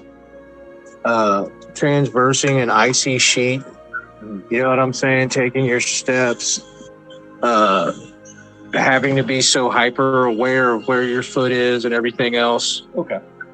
Um, I thought I'd. it's not like you extenuated yourself any, but you also, because of how you had to transverse these ice sheets, I'm not giving anybody a rest. Okay. Figured I'd ask the DM. Especially when like you fell in the water twice, you know. Yeah. You didn't incur any of the exhaustion levels, but in game it didn't affect you adversely. But you have to think in character, you know, falling into freezing ice a couple times, and then transversing this cold area. Just the shiver factor alone, Uh-huh. with you not being able to actually stop and set up a camp and warm yourself, is going to prevent you from having any kind of a rest. Does that make sense? That's cool. Yeah. I was just asking because I was thinking of action economy of if we were able to. My thinking was if we were able to take a short rest, then I would just expend hit dice, then use the lay hands and the cure wounds spell slot. So. Yeah. But sounds good. Now, like I said, you guys, once you get into the size ball, you play it however you want to play it. But yeah, we're gonna start this off here in a second. Once I'm done with this, because I've already got the groundwork laid out. I've got my book open. I think I've got the numbers decoded and written down for what's in each room. So we gonna go from here.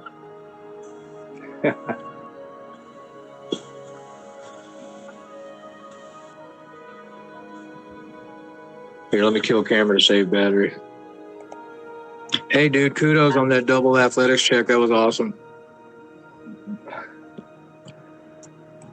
Like I said, there ain't sometimes the bear gets you. there ain't a lot of treasure in this module, but I'm definitely setting it up to where, you know, if we're resourceful enough, maybe we can turn some treasure into some treasure. Yeah. Over time, you know what I'm saying? Yeah. Because I mean, each of us have like one uncommon item at the moment. We got what? Yeah, that's it. That's pretty much the basics of it. I mean, we got a couple of common items too that were given to us.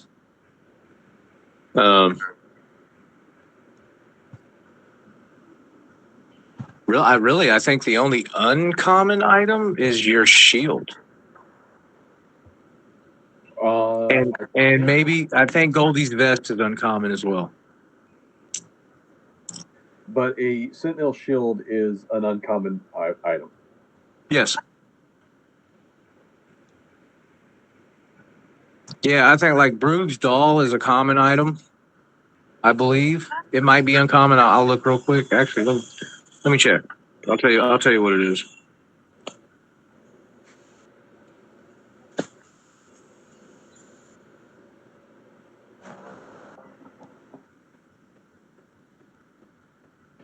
I do also have, I think, 10 plus 1 arrows. You each have 5 of those, remember? Oh, okay, fine. Yeah, they're split between you and I. Okay.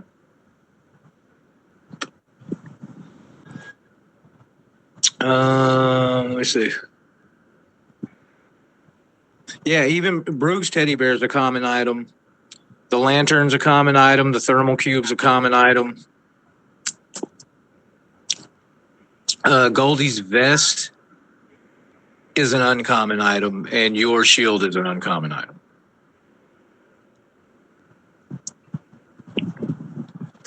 So y'all are actually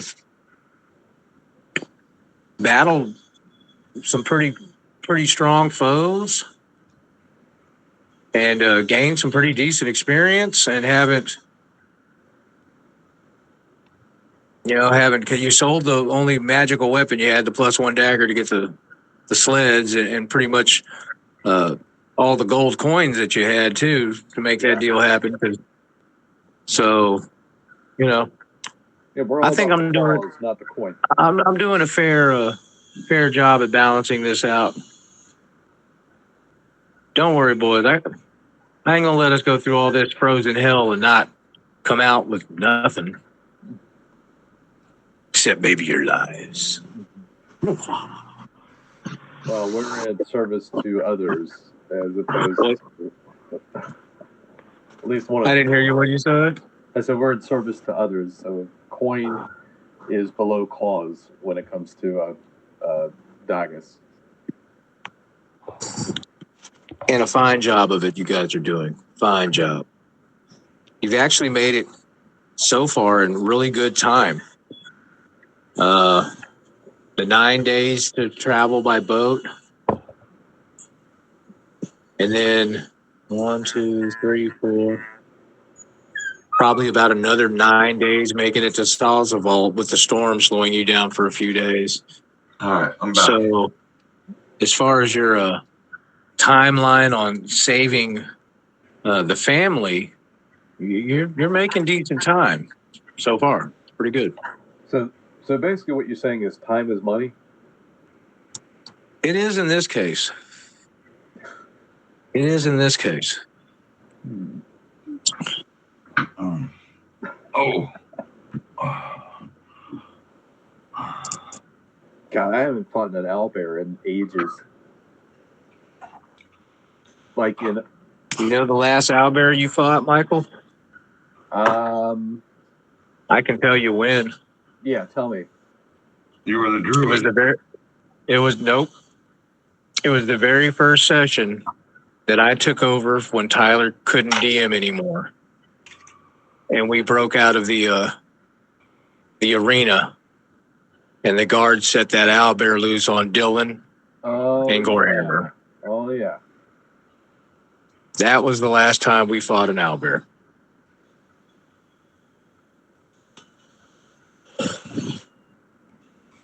And that was before I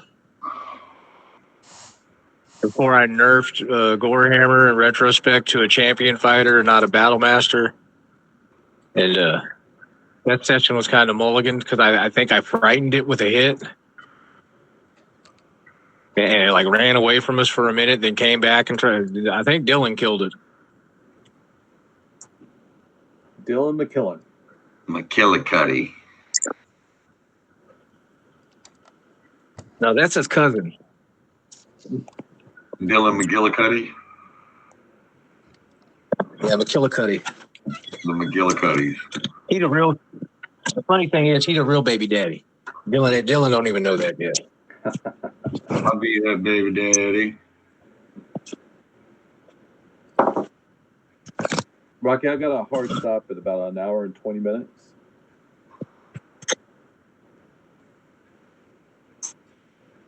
Okay. Yeah. That's perfect. We'll do that then. In that case, let's get playing. Okay. Just because I got Sunday evening dinner on the table at that time. Hey man, I get it. I still got to handle that too. Okay, first and foremost, I need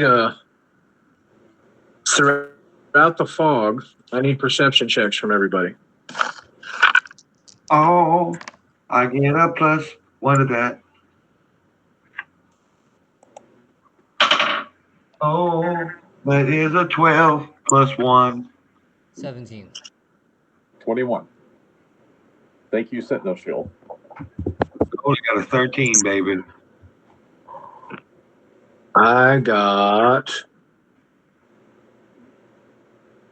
a 25.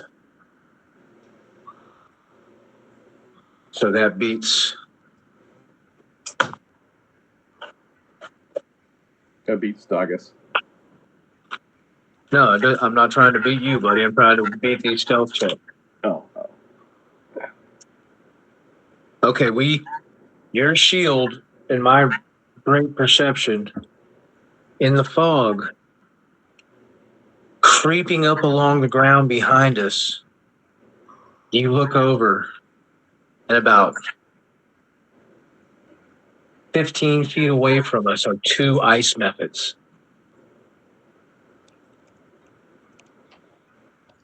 So we destroyed their surprise attack, even though Crimson and Goldie don't see it. Rogue and Daga see these creatures approaching.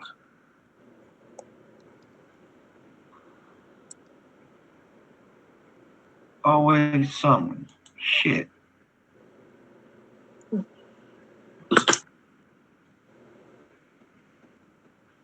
Let's see, where are we at? We're right here, so we're going to put them creeping up behind us like that. All right, everybody roll initiative.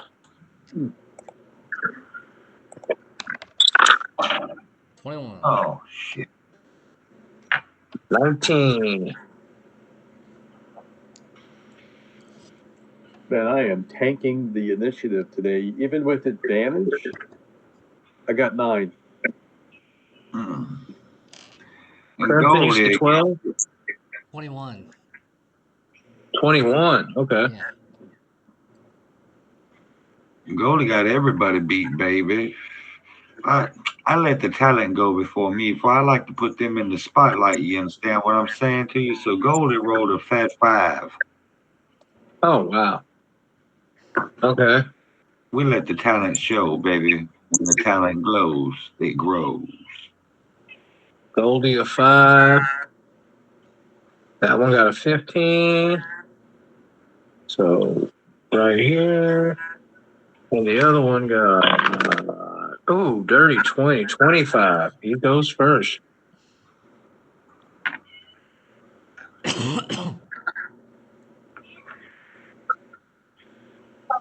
So method 1 sees Brug and Dada's turn and spot them quickly.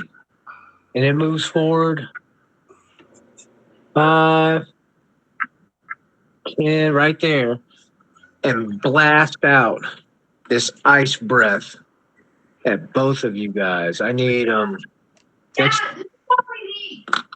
hold on.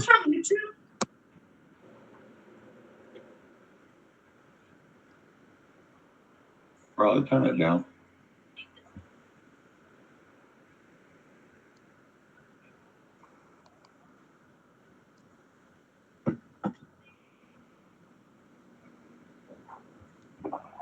Mm. Okay, I need a DC dexterity saves from Brug and Dagas. Okay. Deck save. And I pass mine by 1 point.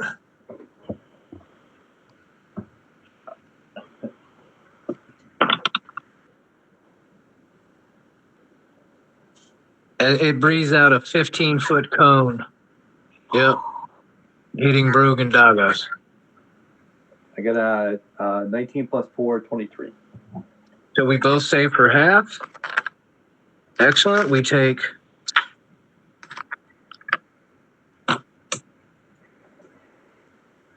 2 slashing damage as these ice crystals blast past us, just in this cone of Arctic breath from this ice method. 2 slashing.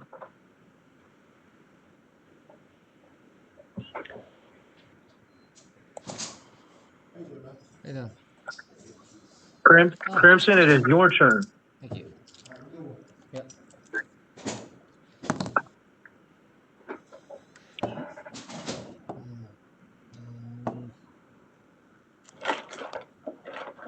Well, seeing this thing do that, I draw my glaive, and I draw it across my back as I pull it, dealing 1 point of damage to myself. Nice roll. And then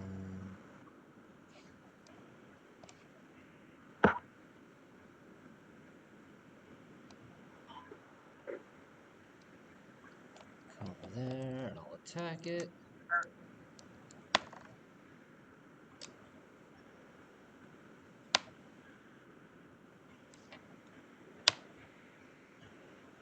Uh, 21 hit. Yep.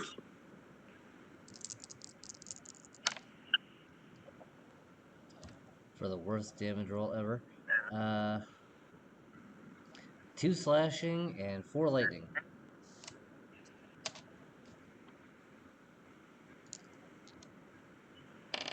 Two flashing and so 6 damage. Yep. That's Okay. my turn. Brug is going to draw his sword spears and step up and attack twice. Where's my other die at? There it is. And missed the first one and hit the second one. I hit with 1. 8 damage.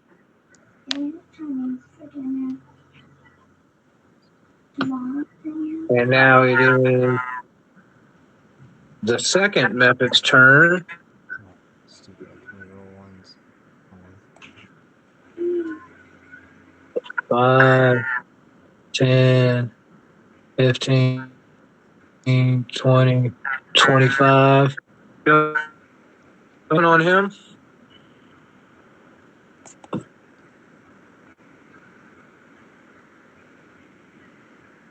Okay, never mind. I don't need it.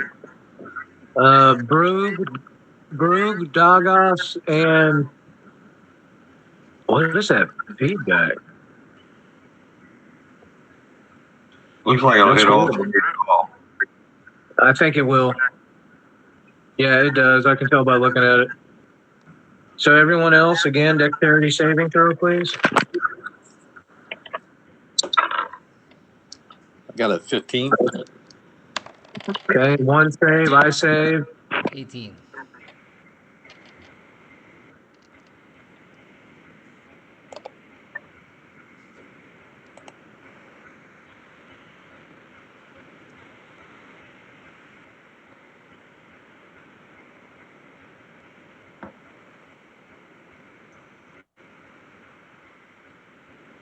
Crimson. You got an 18. Okay, everyone save for half. All right, cool. Hold on.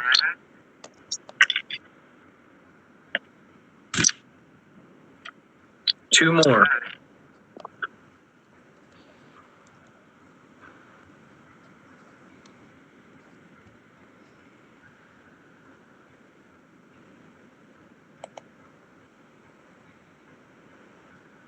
Two more slashing damage from the second blast of cold. That's if you save. That's if you save. Mm-hmm. Okay. And now it is Dagos' turn. All right. I will move up to here. And I will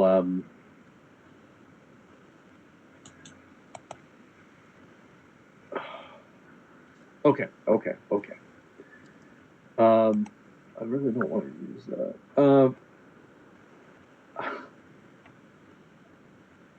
I can use my divine channel as much as my efficiency bonus. So let me see about this. I'll go ahead and attack with I'll attack with the longsword on the Okay. on the yeah. So here we go. This is it's a magical longsword, Okay. and that is a 15. That hits. Okay. For 7 points of slashing damage. Okay. Any other movement or bonus actions? I'm already engaged. I don't want to opportunity attack. I've already attacked. Okay. And my bonus actions. I've already missed these steps. We haven't had a short rest. I can't do that. I don't want to waste a spell slot on a divine smite. Okay. That's me. That's me. Goldie the coldest. It's your turn. Oh, Goldie's gonna take his 30 feet and move back here up against the backside of the temple right here. And seeing that my stallion is engaged with one of these little flying ice fairies, I'm gonna firebolt it. Okay, make an attack roll. That one right there. Ooh, a 16 plus 7. That hits. Roll damage. Yeah, that's gonna be a 1d10, baby. It's gonna be you can roll 2d10 or I can just double what you roll. What do you want? I rolled a 6, baby, so double it up. So that's 12 damage. Your firebolt streaks in and hits this creature, and it hisses as steam and smoke and water starts dripping off of it. Half of its body looks like it's like been melted away. It's just angrily hissing right now. And then as my bonus action, I'm gonna look at Doggis and say, don't let him get to you. I need you. You can do it. And I give him Bardic Inspiration. All right. What Well does that played. do? And is that Goldie? That is the end of Goldie's turn, baby. All right. 3. 1, 2, 3, 4. This one is gonna scoot in on Crimson there a little bit since you hit him with that glaive. And attack with he gets 1 claw attack. Okay. Misses miserably. Crimson, it's your turn. Yep. Here we go.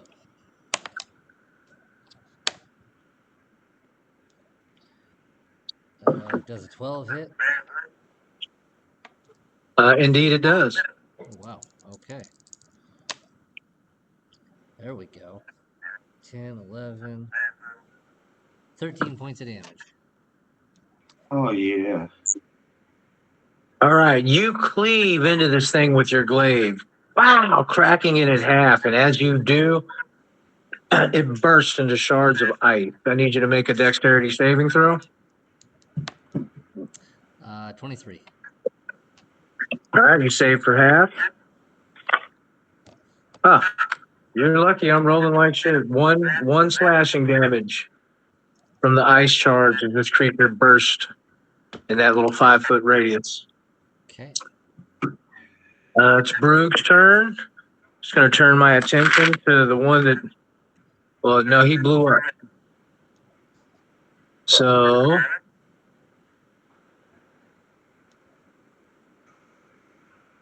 And I'm going to attack him twice. And they both hit.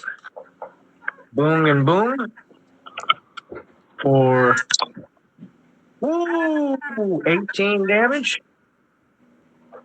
9 plus 9. And Doggis, I need you to make a dexterity saving throw as this thing burst into ice. Okay. Dex. That's going to be a 6. What is it? 6. Oh, yeah, you take all of this. Yeah. Y'all are so lucky. I rolled a 2 on a D8. 2 more points of damage Okay. as it explodes into ice. That was the full damage, too. You could have took up to 8. That's crazy. All right, and the 2 little ice methods are destroyed. Seeing that thing blow up in Dagger's face, Goldie's going to run up behind Brug and tell him, oh, big man, you need to be a little bit more careful with my merchandise because, you know the old saying, if you damage it, you break it, you pay for it, right? Well, he's going to be real expensive. You okay, big guy? And I pull out a handkerchief and kind of wipe the little scratches and pat the blood off of his cheeks.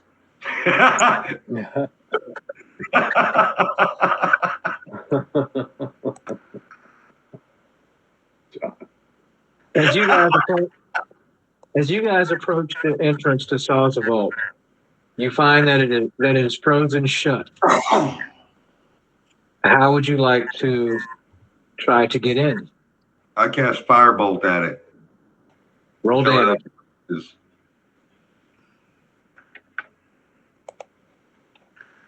What is that, a D10? Yep. Where'd it go? What is this? 6. All right, times 2, that's 12. Your firebolt hits the door, and the ice that's surrounding the door that's frozen it shut turns to liquid almost instantaneously. I shoot it again. And it does the same thing, more ice. And if you go to try the area again, the door actually opens. Yeah, I want to do it until the ice is gone. Yeah, I'll throw my shoulder into it. It's quick. Once Goldie firebolted it a few times, it melted all the ice that had frozen the door shut. It opens rather easily once that is done. As you enter, the heavy stone walls of this room dampen the cold and the howling wind outside. An inscription in what looks like draconic runes is carved into the eastern wall. Ooh, I can read As Draconic. Goldie looks at it, I know. The message reads, "Welcome to Saul's Vault. Visitors, please wait here for an escort and do not touch anything without permission," in bold draconic print. Fellas, I think it would be in our best not to put our little digits on anything in here unless it's here. We know exactly what it is. All right, so as y'all enter into Saul's Vault, I pull the lantern. there is a door to your right that seems slightly ajar, and there is a door to your left that is closed. What do you want to do? Goldie's going to peek through the one slightly ajar at a slow, incredible pace. Okay, that is, hold on, but that'll be it. Okay. As you peek through the door, Goldie, what you see are stone tables lie in pieces on the floor at the east end of this room. 2 open stone chests stand against the west wall. A layer of fine sand coats the insides of the chest and the floor around them. Huh. What do you wish to do? Not go in. Turn around, get in this little corner right here and say, it looks like some ruckuses has been going on in there for sure. I don't know what's. So they wanted to bring the beach party to the ice age. I'm not sure. Go on in. Not you though, Daggers. You come. You stay with me. Crimson, Daggers, what are y'all doing? I'm untying the rope from Goldie because I've forgotten that we were connected by a 50-foot rope. Well done. Okay. Damn. I was hoping you wouldn't forget about that.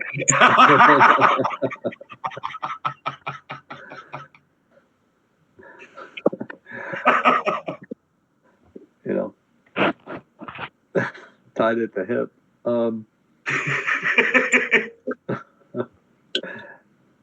And that's what I'm doing, and that's kind of like my action at that moment. Okay, Crimson, what are you doing? I'll walk over to this other door and push it open a little bit. It is locked. Oh. Well, okay then.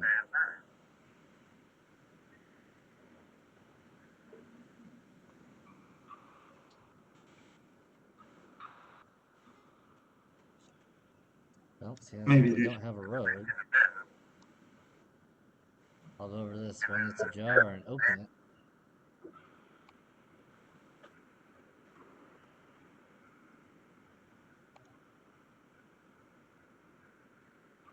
Are these Okay. floors smooth or do they got like grouted tile or stone?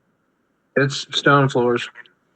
Okay, so there's like it's like grouted stone. I mean, I didn't. Yeah. Yeah, it's sure. Worked, yeah, it's worked stone. Okay.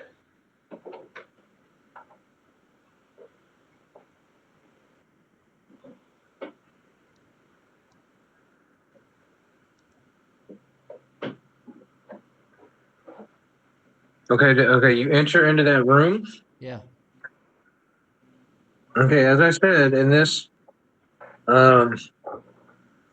room, there is you see some stone tables and pieces on the floor. Two open stone chests that had sand in them. There's sand all around them. Did you enter this room stealthily? No, I have a lantern, so. Okay, as you're walking around in the room, illuminating everything,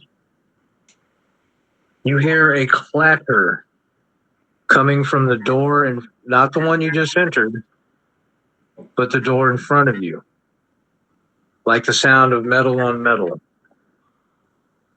And this door suddenly swings open, and standing in this room are two suits of animated armor.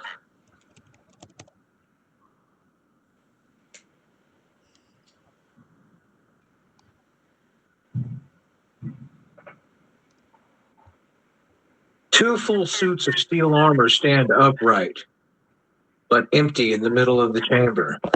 Their gleaming surfaces a stark contrast to the rusty pieces laying on the floor around them. Oh.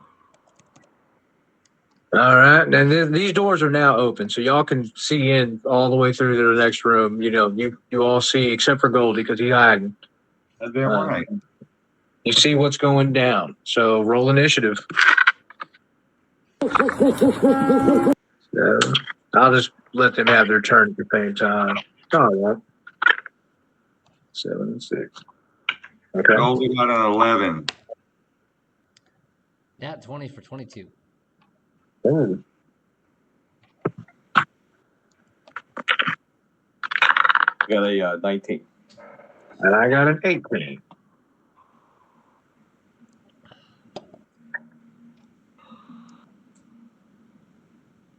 Crimson. Mm-hmm. As it should be, Goldie's in with the gear in the rear. 20. 25. Oh, actually, no, I'm just going to go 20 because I have a 10-foot reach.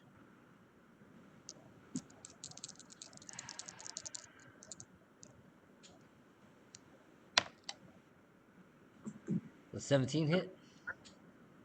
It does. No, I'm sorry, it does not. Oh. Okay, then. My apologies, sir. That's all right. That's my turn. Okay. Douglas. Okay. As my what do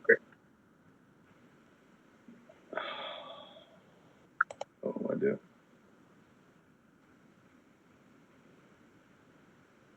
I'm gonna go ahead and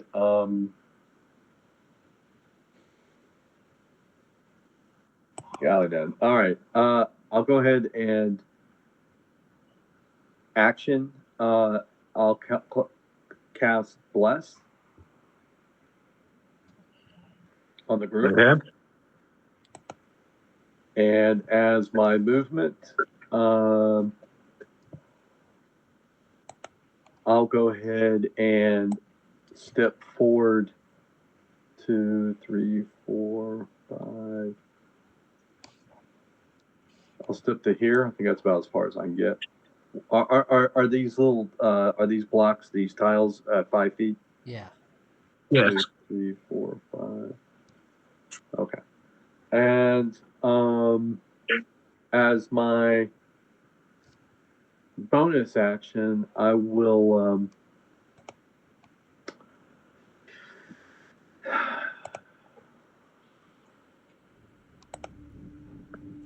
I can't channel divinity.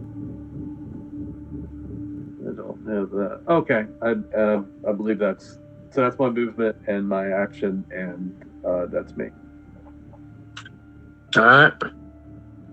Brug is going to center himself and take 2 bow shots.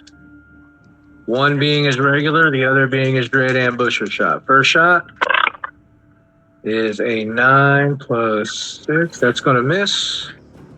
And the second shot is a 25, 19 plus 6. That is going to hit. That is the dread ambusher shot. That's 2d8.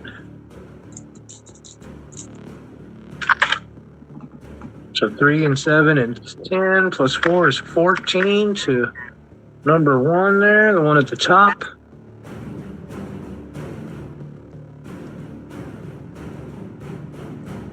And then I'm gonna shoot twice and then advance since I have 40 foot of movement. That was 5, so 10, 15, 25, 30, 35, and 40. Right there behind my boy Dagas and Crimson. And that's all my turn. It is now Goldie's turn. Oh, Goldie gonna pop out right there here in the clash of the metal and whatnot. And I'm gonna use my last unsettling words. And I'm gonna say to this one right here, oh baby, go with the smooth jams. Metal's never been my jam. And now it has disadvantage on its saving throw because I am going to cast Crown of Madness on it. Okay. So it needs to make a 15 wisdom save. Nothing happens. Yep. Oh, okay. Shit. It was an inanimate object, brother. You should have went shatter again, but it's okay. Yeah, Crown of Madness does absolutely nothing to it. They are immune to frighten, paralyzed, charmed, poisoned, exhausted. So frightened and charmed falls under both of those categories. So it does. Yeah, that's true. Charm. It does nothing. Sir, any other movement or bonus? Yeah, you did your bonus action. Yep, I did my action. Yep. Yeah. Any more movement? Move up in here into this corner. Okay. It is their turn. Free action. I'm going to tell you. Get them, boys. Except for you, doggies. Be careful. Goodness gracious. 1 attacks him. 1, 2 attacks him. Oh, hell They no. get 2 attacks around.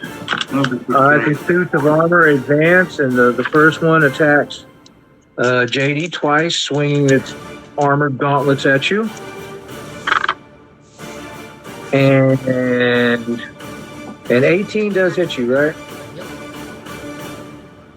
Okay. I use my reaction to as my protection fighting style to give that To disadvantage. make a disadvantage?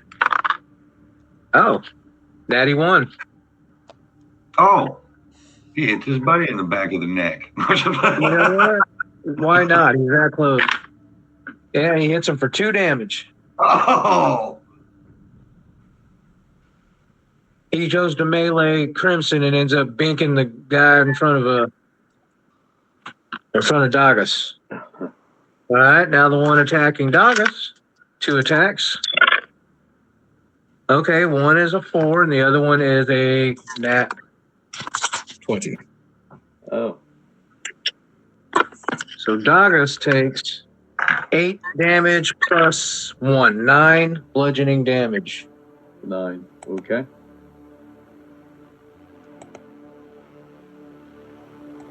Okay. That's their turn. Crimson, it's your turn. Okay. There we go. 30-20.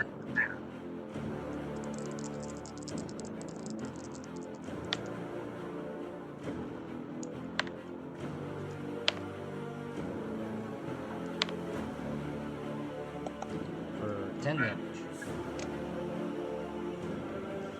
I'm sorry. Nice. 11 damage? Yeah.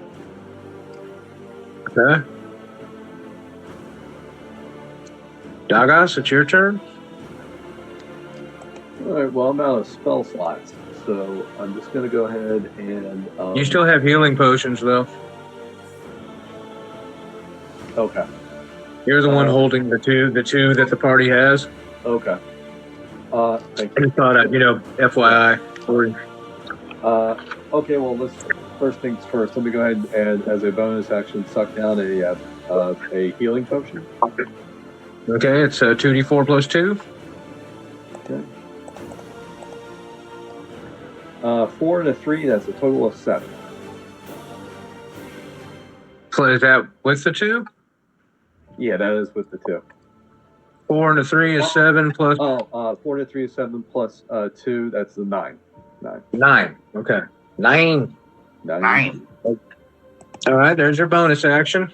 Okay, I'll go ahead and sword swipe the one right in front of me. Okay. Here we go. Ugh, that's going to be a big 7. That's going to be a big miss. Yeah, 2 plus 5. Okay, any movement? No, I think I'll stay right there. You know what? Is there enough room to? There is. That's why I put Brug where he's go at. Here. Absolutely. How about I move here? Okay. Okay. All right, Brug. It's Brug's turn. He's going to step in, quit. He's going to step in, quit. I hate it when I'll that. tell you what. If I stay in range, can I go boom, boom, boom to here? Yeah. Okay, that's what I'll do. Yeah, there's enough movement there. 5, 10, 15. Yeah, sure. Okay. All right, Brug is going to step in with his turn, and he's flanked, so I'm going to get advantage on both these attacks. Yeah. And I'll take the 19. That's one hit. And I'll take an 18. That's another hit. So that is. There we go. 10 plus 8 is 18 damage to the one right in front of Dagos there.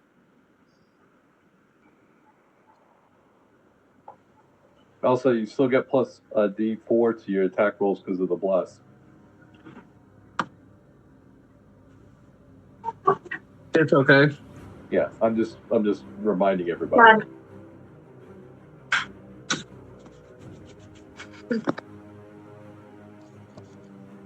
Oh.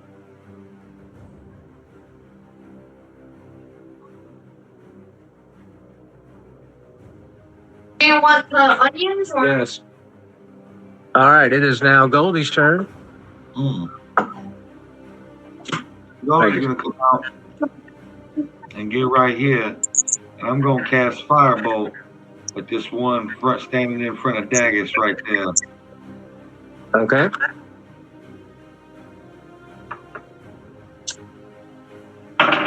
Oh, it's a 15 plus 7, a 22 hit him.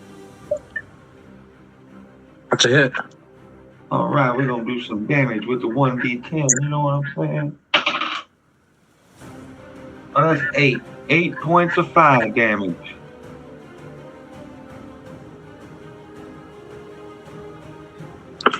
Nice shot.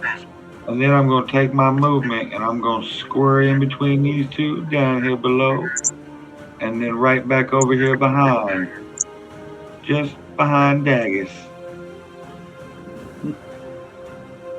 Okay. And that's Goldie, baby.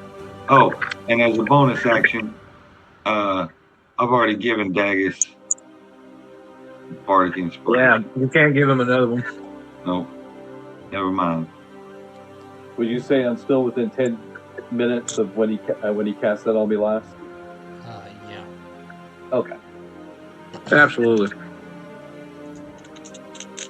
All right, the one fighting Crimson. It's 2 attacks. Misses both. Oh. And the one fighting Daggers has 2 attacks.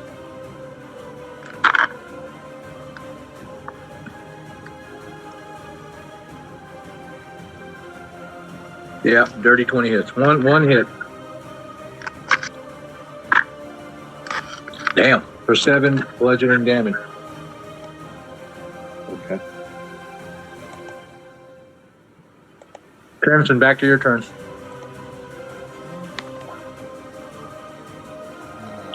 21 hits. Yep.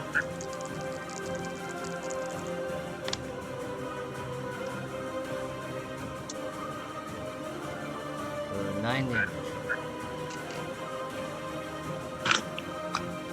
And that suit of armor crumbles to the floor.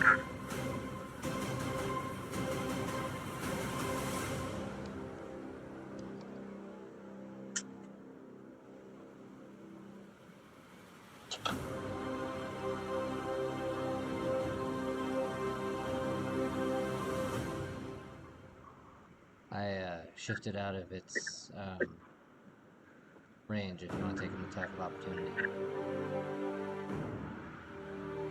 The one that was Yeah. fighting Daggers. 19 hits you. Yep. I'll use my reaction to disadvantage that. Okay. You rolled even better. Yeah. You try though, Mike. 4 bludgeoning damage.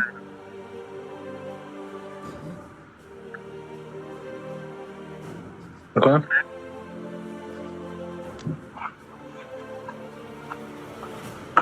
Doggos, it's your turn. Okay. I will go ahead and take a long sword swipe at him. That is that's 4. That's 14. Does not hit. And I don't want to move out of this guy. I'm already kind of hurt. I'll just stay put. It already used its reaction, dude. Oh, it already used it. It already. Oh, that's right. The opportunity attack.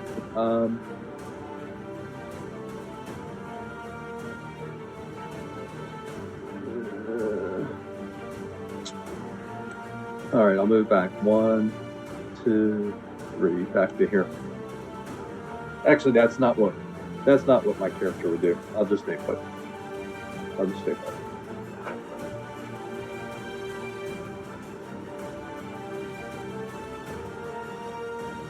Okay. Yeah. Brug's gonna take his 2 attacks from where he's at. That misses. 13 plus 6 does hit. 1 hits. Also, you get that D4. I still would have missed. It was Oh, a 6. Okay. It would have. That would have. If I'd have rolled 4, I'd have maxed out at 16. Okay. 18's armor class, but the 13 I rolled with my 6 is 19. So that hits, and I max damage for 10. D6 plus 4, and Brug's short spear plunges into its back plate, and that suit also crumbles to the floor.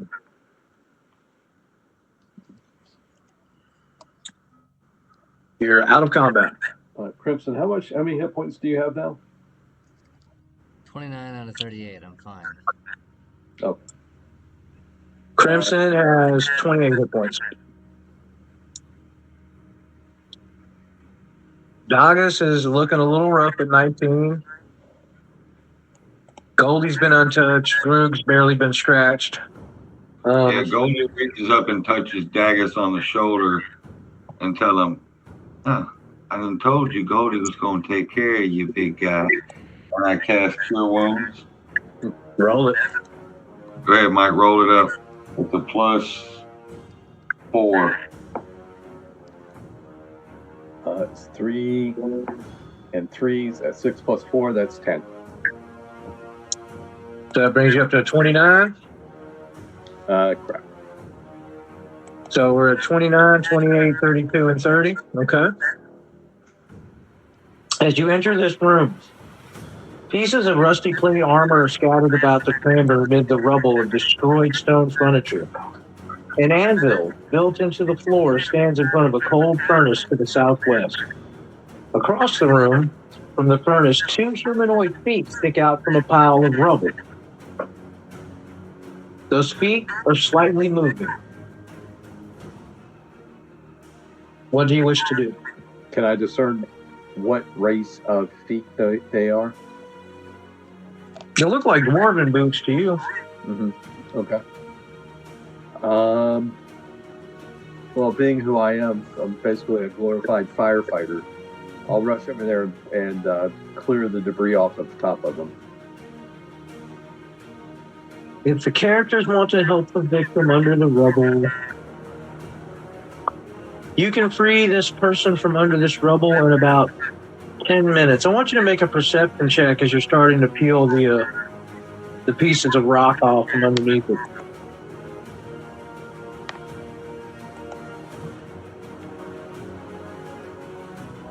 An 18. Yeah, so I got a 16. So right as you're pulling this large, big slab off of this poor little dwarf, as soon as the main bulk of the weight that's got it crushed to the stone floor, you move this big stone out of the way, and immediately the smell of death and decay hits your nose.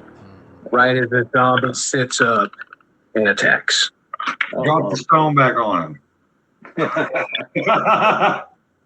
He rocks. Gruesome, gnarly zombie dwarf claws reach out to rake at you, Dagos, but your quick reflexes deflect the blow as you step back away from the creature. Roll initiative. Oh, man. Oh, that's a nat 20 for 23. Okay. 13. Okay. Good Lord. 12. Okay. And 12 as well for me. I think my dex is higher, so I'd go before you. So it goes Goldie. I've got an 18 dex. You have an 18 dex? So do I. All right, roll off. Roll off, baby. 12. 2. You go before me. Okay. So it goes Crimson, Dagos. Actually, it goes Goldie, Dagos, Brug, Crimson last, and then Zombie is actually dead last. He rolled a 4. Oh, well, Goldie, seeing as this thing popped up 10 feet away from him or so, realizes that Goldie is in a position that he does not like to necessarily be in. So Goldie is going to hot-foot it back over here by the big hairy man, and I'm going to shoot firebolt at such said stinky dwarf fella. Okay, make an attack roll. 15 plus 7, a 22. You definitely hit. Roll damage. Gonna be a D10, baby. Oh, that's gonna be an 8. 8 points of sizzling hot coldness, baby. Excellent, sir. Ooh, we on fire. Crimson, is your turn.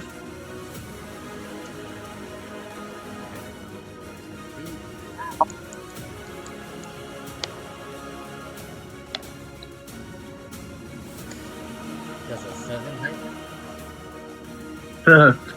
You missed by 1, buddy. Would my bless still be in It would be, right? Roll, yeah, you do hit. because it lasts for a Due minute. to Michael, For his bless when he blessed everybody, so it was within 30 feet. You were covered. I was Yeah. not. Okay, never mind. You miss. Any more movement or anything after that? Nope. All right. It wasn't your turn anyway. Oh. But we'll keep that. Dagos, it's your turn. With the holy righteousness of all that is holy and good, I will swipe down on this abomination. All right. That's the other question. Is it technically prone right now? Technically. Okay. That is a 16 to hit. That hits. If it's prone, do you not? Adds 8 points of slashing damage. Okay. And You're about right here to attack him. Yeah. So, and all right. I'll stay put. And it is Brood's turn. And I can. Come on. What are you doing, you weird little. Why are you doing this to me? I like to die. Toying with me. Why won't it turn? Somebody turn me. Goodness gracious. Thank you. Golly, thank you. I don't know why my computer screen's been doing this to me all day. Acting sketch. Should have left it like that. Two stabble. I hit both of them. My modifier together kills it. So Brood darts over and stabs quickly. Blah, blah. And the dwarf falls back against the stone rubble. And when he does,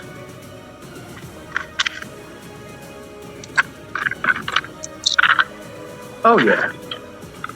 Y'all notice he's wearing an apron. And when he falls back, a tiny smith's hammer kind of slides up in his apron pocket and catches everybody's eye with a gleam of silver. Probably not mine. I'm all the way in the back.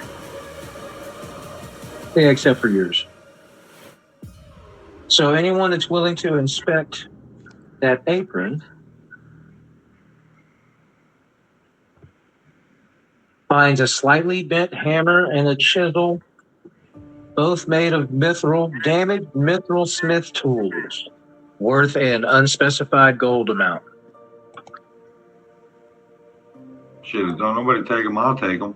I'll walk up, grab them out. All right, and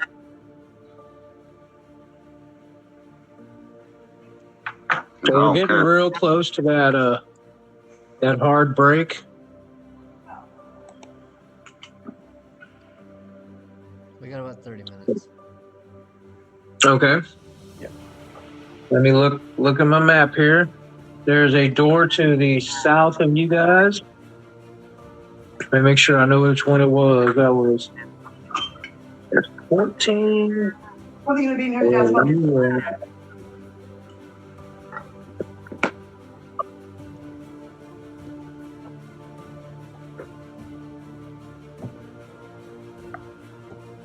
Okay, what do y'all want to do from here? I'm gonna pop this door. All right.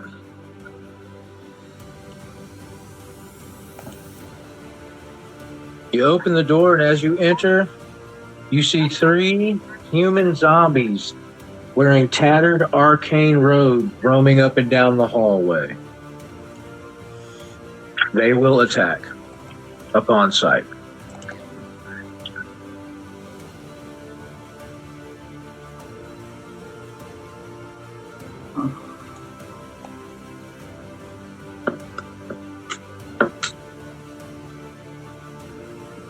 So let's put one like right here. Let's keep it rando. They've just been roaming up and down the hall. All right. Everyone else, roll initiative. 18. Oh, I rolled a 1 plus 3, 4. Wow. Goldie's in with the gear in the rear, baby. Douglas? 15. I break the streak of the initiative rolls for that. Nice. Let's see what I roll. You will pass them to me. All right. Brug rolls 22. That +7 to initiative's finally showing up. And let me roll the zombies. 1. 14. And 7. So 2 zombies go after Dagus, then Goldie, and 1 zombie finishes. All right. Brug's up first. 5, 10, 15, 20. And 2 attacks. 12 and 17. They both hit.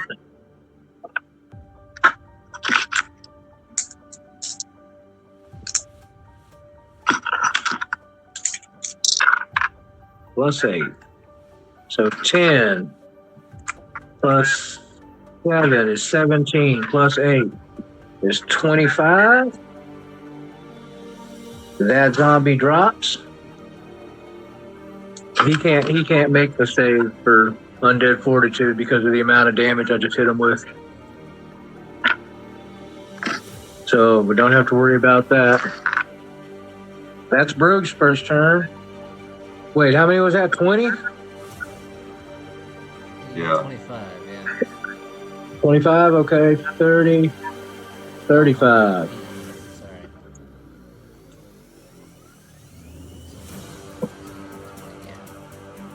Yeah. Okay, that's Brug's turn. It is Crimson's turn.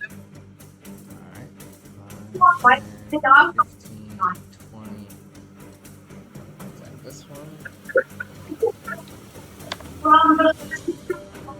30, 20. That's definitely gonna hit. Uh, 14 Why not? damage. Nice. Anything else? Nope, that'll do it. All right. It is Daggett's turn. Okay.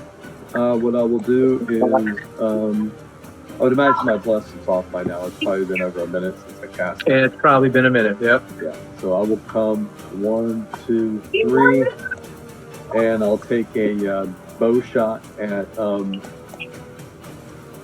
3, 4, 5, 6. Yeah, I'll take a bow shot at the Okay. first. Yeah, the zombie just on the other side of the crew here.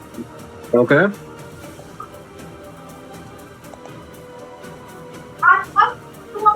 22 to hit. That hits. So that's 10 points of piercing damage. Okay. Hold on. Let me see here. So DC 15. Mother. Oh, that wasn't my dice. Hold on. Nat 20.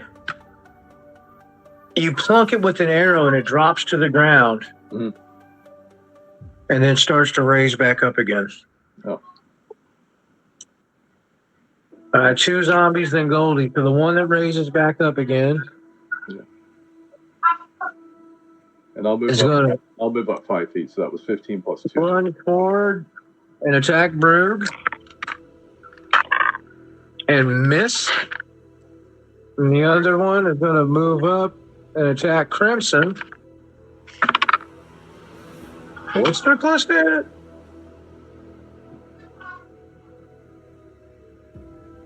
He hit you. 30, 20. Damn. I'll be damned. 17 plus 3. Can I use the remainder of my movement after I? Oh, I'm sorry, Michael. Sure. Yes, you can. I didn't realize you had any left. Yeah. So I only moved 15, so I'll move another 15 up to here. And that being the case, Use your reaction. Yeah, I'll use my reaction. And with the old shield up and over maneuver, you block the zombie claw from striking Crimson. It's Goldie's turn. Oh, Goldie's gonna come running down the hallway here, 25 feet, and slide right underneath the big guy's legs and Slide. shoot a firebolt at this gentleman right here. Are you casting a firebolt underneath Brug's? Yes, that's exactly what I'm doing. those- I'm reaching between his legs Like, and firing, 3 casting seconds. firebolt. All right, check this out. You're not a sharpshooter or anything like that. Make that attack a disadvantage. Okay. Well, he can technically. I mean, that's right. 5 feet. What's that, Michael? I keep quiet. I'm good. No, give me your insight here. What's going on? No. I was wondering why he was being given disadvantage, but it's within 5 feet, and I just remembered that firebolt is a ranged attack. No, So he's actually 10 feet away. I'm behind. I'm giving him disadvantage because he's trying to shoot between Brug's legs. Yeah. I rolled a 12 plus 7 or an 8 plus 7. So 15. You hit him. Roll damage. Boom. And that's 8 points of fire damage. I mean, eventually, Alright. it looks like Brug just like shot a firebolt Out of his crotch. Yeah.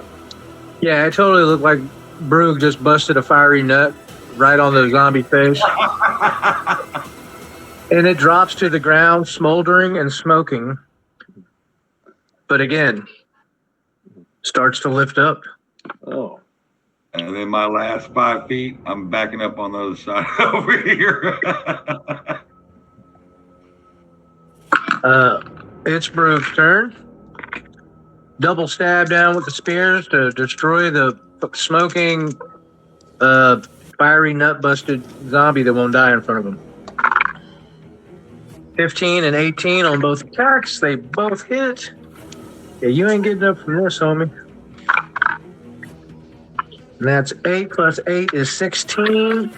So he needs to beat a 21. It cannot. Okay. So that zombie finally dies. Yeah. And that's Brug's turn. And it is now Crimson's turn. Okay.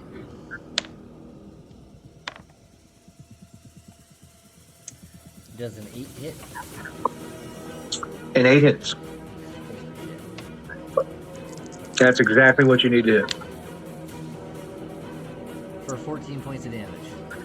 Oh, Holy shit. Wow, you cleave into that boy. He's dead, okay? No movement? No bonus action? Nope. Doghouse, it's your turn. Do I have enough? Is there enough space between Crimson and? Yeah, you can do this. Okay. Yep. That's what I will do. I will go right. Actually, what I will do is. Yeah, I'll you're go- not technically moving through anybody with that motion, so yeah. Okay. Yeah. Actually, I'll move to here, and Okay. and then I'll go ahead and sword swipe him. Okay. Here we go.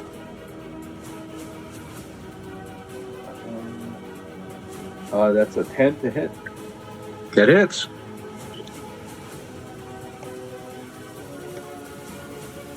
Uh, 9 points of damage. All right. Flash. So that's a DC of 14. And he does not succeed. You slash that zombie and it falls to the ground dead. You boys are out of combat again. Okay. And I think we are going to pin it here for today.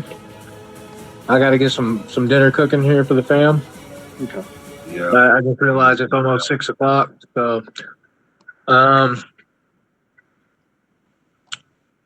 I just want to know Are we just gonna pin it live and when we pick back up next week, we begin immediately from where we're at? That sounds like a plan to me. Yeah. Okay. All right, well then I'll keep this paper exactly as it is. We are in section 14